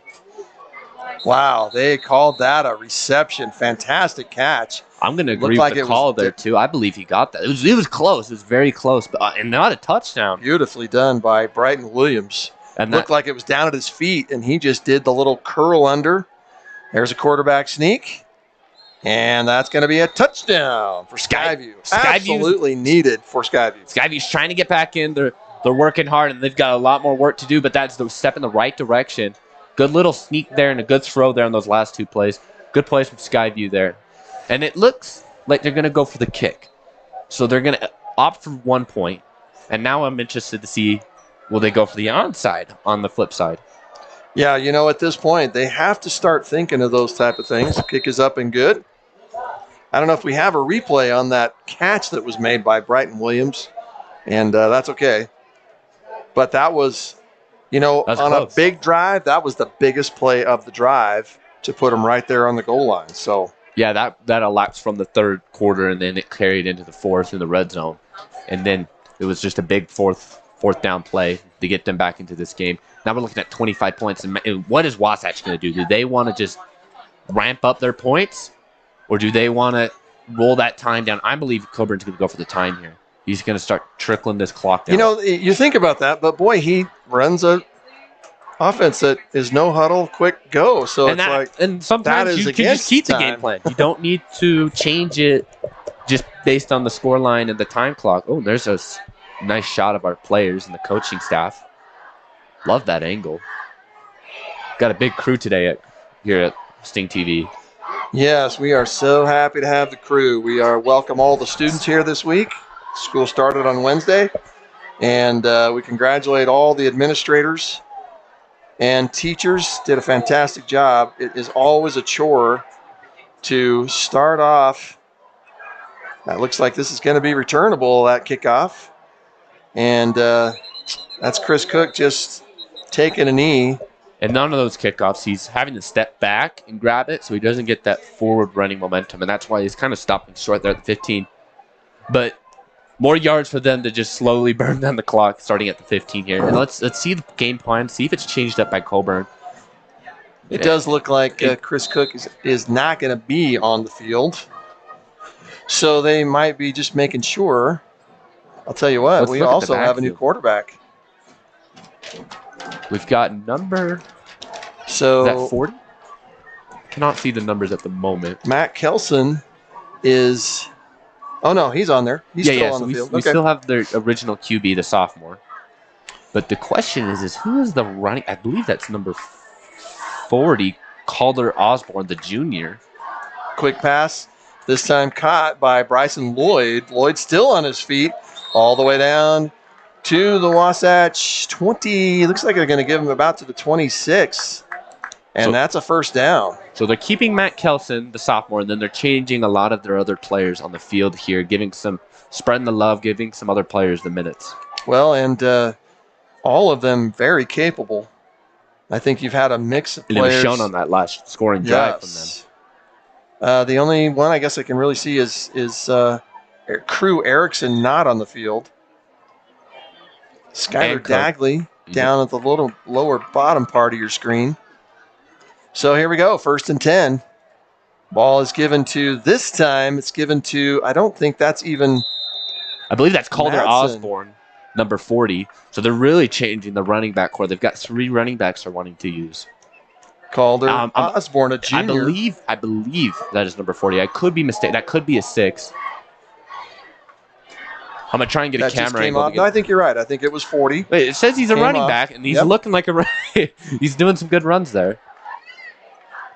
Max Madsen back on the field. He received the call there.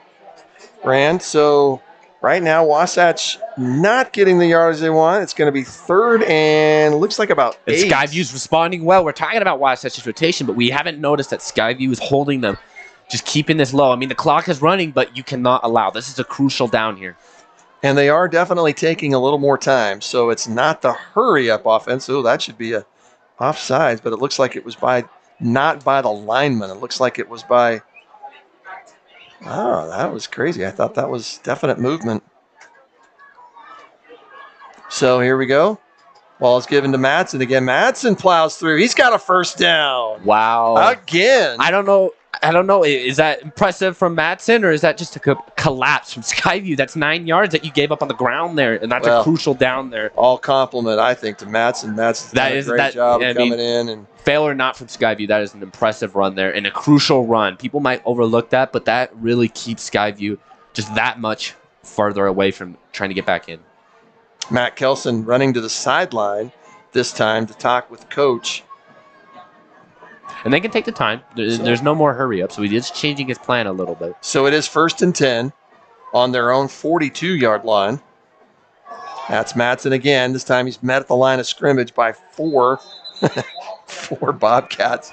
They finally bring him down. They're loading up the middle, and they're like, we're not letting this they're not getting the first down on the ground anymore. Looked like the first one he met was number 66, Preston Smith.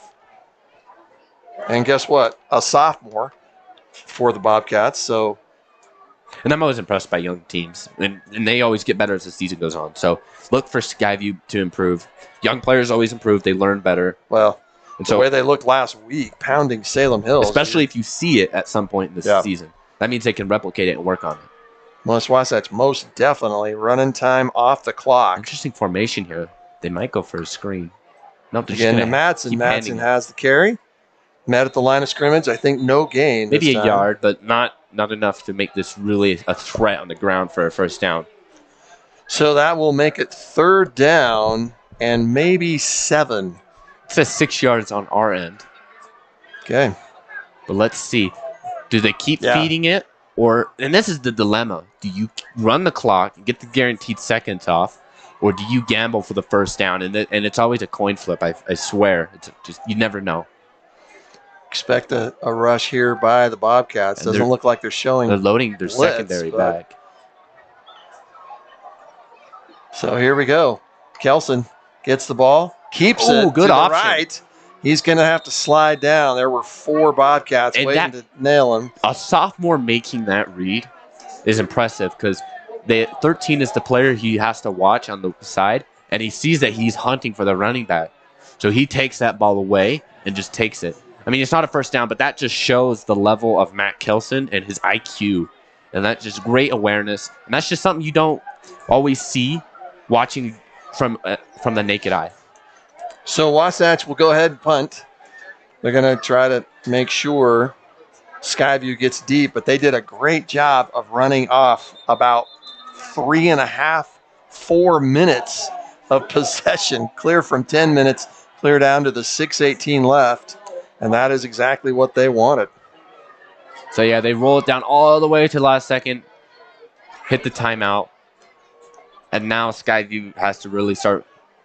They have to go quick. It can't be run games, or it can't be a running offense, maybe 1 or 2 plays, but this just needs to be quick and out and then get your team out. And the interesting is they didn't opt for an onside or a 2-point conversion. Yeah, interesting. So they're trusting their defense, which is definitely a thing you can do, but trust can easily be broken, on just one screw-up play or something. Sure. Yeah. And it's an interesting tactic from a coach's point of view to just say, I'm going to let the players trust. I'm not going to try and outsmart it in any way. Let's just trust that they can get it and then make it easy for us. So barring the outcome of this game tonight, let's just look at the schedules of both of these teams. We know that Skyview got a big win again last week, as we mentioned, Salem Hills, 35-14. Tonight, this game here at Wasatch, their first road game, but they will be back home next week. There's the punt. Well Could done. be a fair punt. catch. Ooh, little dobble. So it looks like Skyview will be a home game next week, a non-region game against Rigby, Idaho. And then they play Mountain Ridge the following week. That's a 6-18. Also, Wasatch will be playing them as well. And then they begin what looks like their region play on September 9th against Logan. Shorter season this year. And for a younger team, that's not the greatest thing. You want games to teach them and give them that experience. But let's talk about what we got right here. We've got a bunch of receivers, nobody in the backfield. And he's going to roll out to his right, huck it down the field. He's got his receiver, but it's just a tad bit short. As let me get the name there again. Ferguson just goes to the ground trying to get that grab there.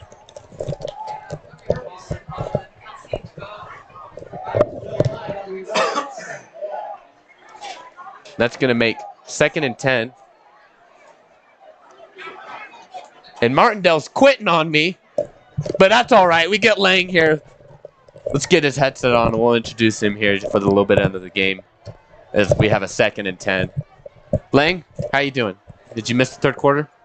I've been enjoying the third quarter for a while. It's kind of nice to be able to just sit back and watch a game. I agree. As a fan, so. I agree. Just taking that time, just chill out and relax. Did you get a slice to eat over there? I did. Yeah. Good stuff. Well, that means I got a good help tonight when I can take a break and actually step aside and watch you guys work. And this is awesome. It's awesome stuff. But we've got Skyview desperately trying to claw back in here. And we've got one running back there, and then all of them the rest are out. They would like to see a little success finishing up the game, something to build upon for the next game. I don't want to say momentum, but some positive things, that you can go back and look at and build off of. And this will tell if Skyview's down or not. Are they bringing out the punt team? Yep.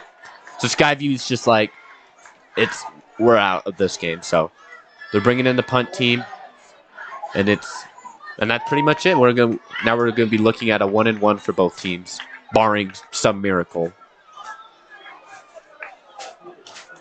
One thing that stood out to me, they've played well.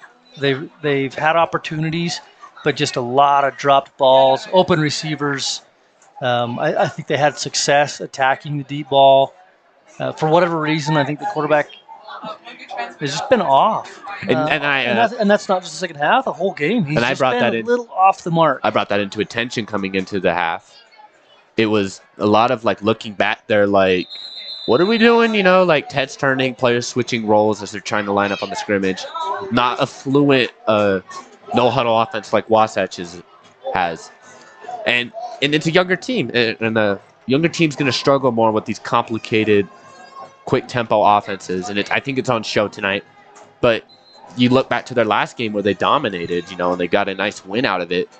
And that's what happens when young players can click and get the system. Tonight, they're just not everyone's on the same page. But when these guys are on the same page, you can look at a dangerous team. Yeah, the peaks and the valleys are a little more extreme. And then as you get better and you're older, and the consistency comes. For sure. But it's first down here for Wasatch. It's going to be a handoff. He's got some space to work with, and he's going to get about 4 yards out of it. It's nice to see Max Madsen getting a lot of carries here in the second half. Didn't get to see him a whole lot last week. So he's put in a lot of work, a lot of time, and it's good to see it here get a little payout. Yeah, he's got the opportunities today to do some damage, and he's got a touchdown to show for it. Good stuff in it. And I swear at Wasatch, every year it just has depth in the skill positions, and they always bring out some player that just lights it up, you know. And this year it's Max Madsen and Chris Cook in the backfield. It's going to be 2nd and 6, another handoff. It's going to get about to the line of scrimmage there. But next week, Wasatch is going to be away, their first away game of the season. It's going to be over at Mountain Ridge. It's going to be a tough game there, a non-region game. But Wasatch has shown some really good things today, and a really impressive showing from Matt Kelson and then the running back core. I like how they've been consistent through the second half. They kept the foot on the gas. They didn't let up.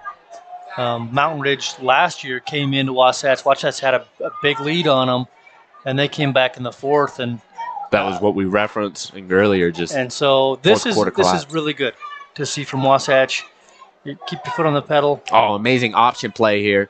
He's going to have the out area. He's going to get more than a first down, get about into the red zone there. What a play from Matt Kelson. He's made some really good run reads there tonight where he decides to keep it and he picks the line. And he makes smart decisions on when to go down and when to take. Impressed with his game tonight. The success that he's had is when he gets rid of that ball quick.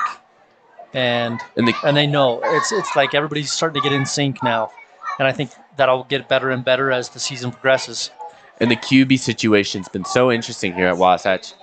We had Darius Edwards last year get injured, a star QB, and he's at the U now. And last year they had to come up quickly with a response to that injury, and it was Kazon Villa. And he showed lots of promise. Again, like you said, somebody else stepping up and surprising a lot of people. Yeah, and now Kazon has moved on. I forget his high school that he moved to. He's at Timpview now. Timpview. Who just beat Lone Peak, the state champs, 6A state champs last week. So he's doing well. Yeah, and now it's Matt Kelson, the sophomore. And so the QB situation's been a hot seat here, but Matt Kelson's really showing his worth today. It's going to be another handoff. Yeah, he looks much improved from last week, Matt Kelson does. Yeah, more good read. The alliteration's getting to you. I was looking at the wrong name. I was thinking of Max Madsen. Too many Max and Mac in the backfield. That's a commentator's nightmare. Just trying to juggle their names. And something else that has stood out to me tonight is Wasatch has done a much better job of controlling the ball. For sure. Last week they had a really hard time moving the chains. This week, as you talk about Max Madsen, just power running, keeping the yards churning, keeping the legs going, and chunking out yards at a time and getting first downs enables you to control that clock, control the game, and they've done an excellent, much better job tonight. For sure. And this quarterback plays elevated. And you're talking about just how they're they're elevating, you know. Chase Roberts on the offensive staff, he's still yelling and he's still got this emotion, even though the game's pretty much wrapped up and it's over. But there's still so much energy coming on the sideline. You can't see it, it's off screen. But that just shows how hungry they are just to get every ounce out of this team. And a much more balanced attack tonight than we saw last week. Yeah. Establishing that running game. And now that they've got that first down, they've realized that the game is over and they can just knee it to the victory. And now we can officially say this game is over. And they're just going to take the knee, let this one roll out. And it's been a good game for Wasatch. It was close coming into that first half, came into the second half, and that third quarter, man, they didn't give Skyview anything. Amazing stuff. Really impressive from Wasatch. That's just what you need heading into a tough game away at Mountain Ridge. Yeah, good point out here. I wonder, maybe the clock was rolling and they called it at the last second. Wasn't paying too much attention, looking at names here, but doesn't matter too much. And as we get a look here, it's amazing what a win will do for everybody, for the fans, for the players, the coaches. Like, it's a great game to play, but it's a whole lot more fun when you're winning, and things don't hurt so bad. The past is easily forgotten. Tonight's a great win, especially at the smaller the team in terms of their fans. You know, it's just you feel the love more because it's just a small fan base and you know more of the fans, and it's more strong, you know, when you get these wins. So yeah, Wasatch is going to be buzzing tonight. The Right Tree Stadium is going to be rocking. A good win here, 45-20. Maybe they give Ashton Southam against a good team. But I believe the clock is over. They're not even going to let Ashton. Makes sense. But yeah, 45-20. A good win, a convincing win too. And you can see it in the celebrations here. They're going crazy. And this is an amazing win, the first win. And Wasatch is looking good.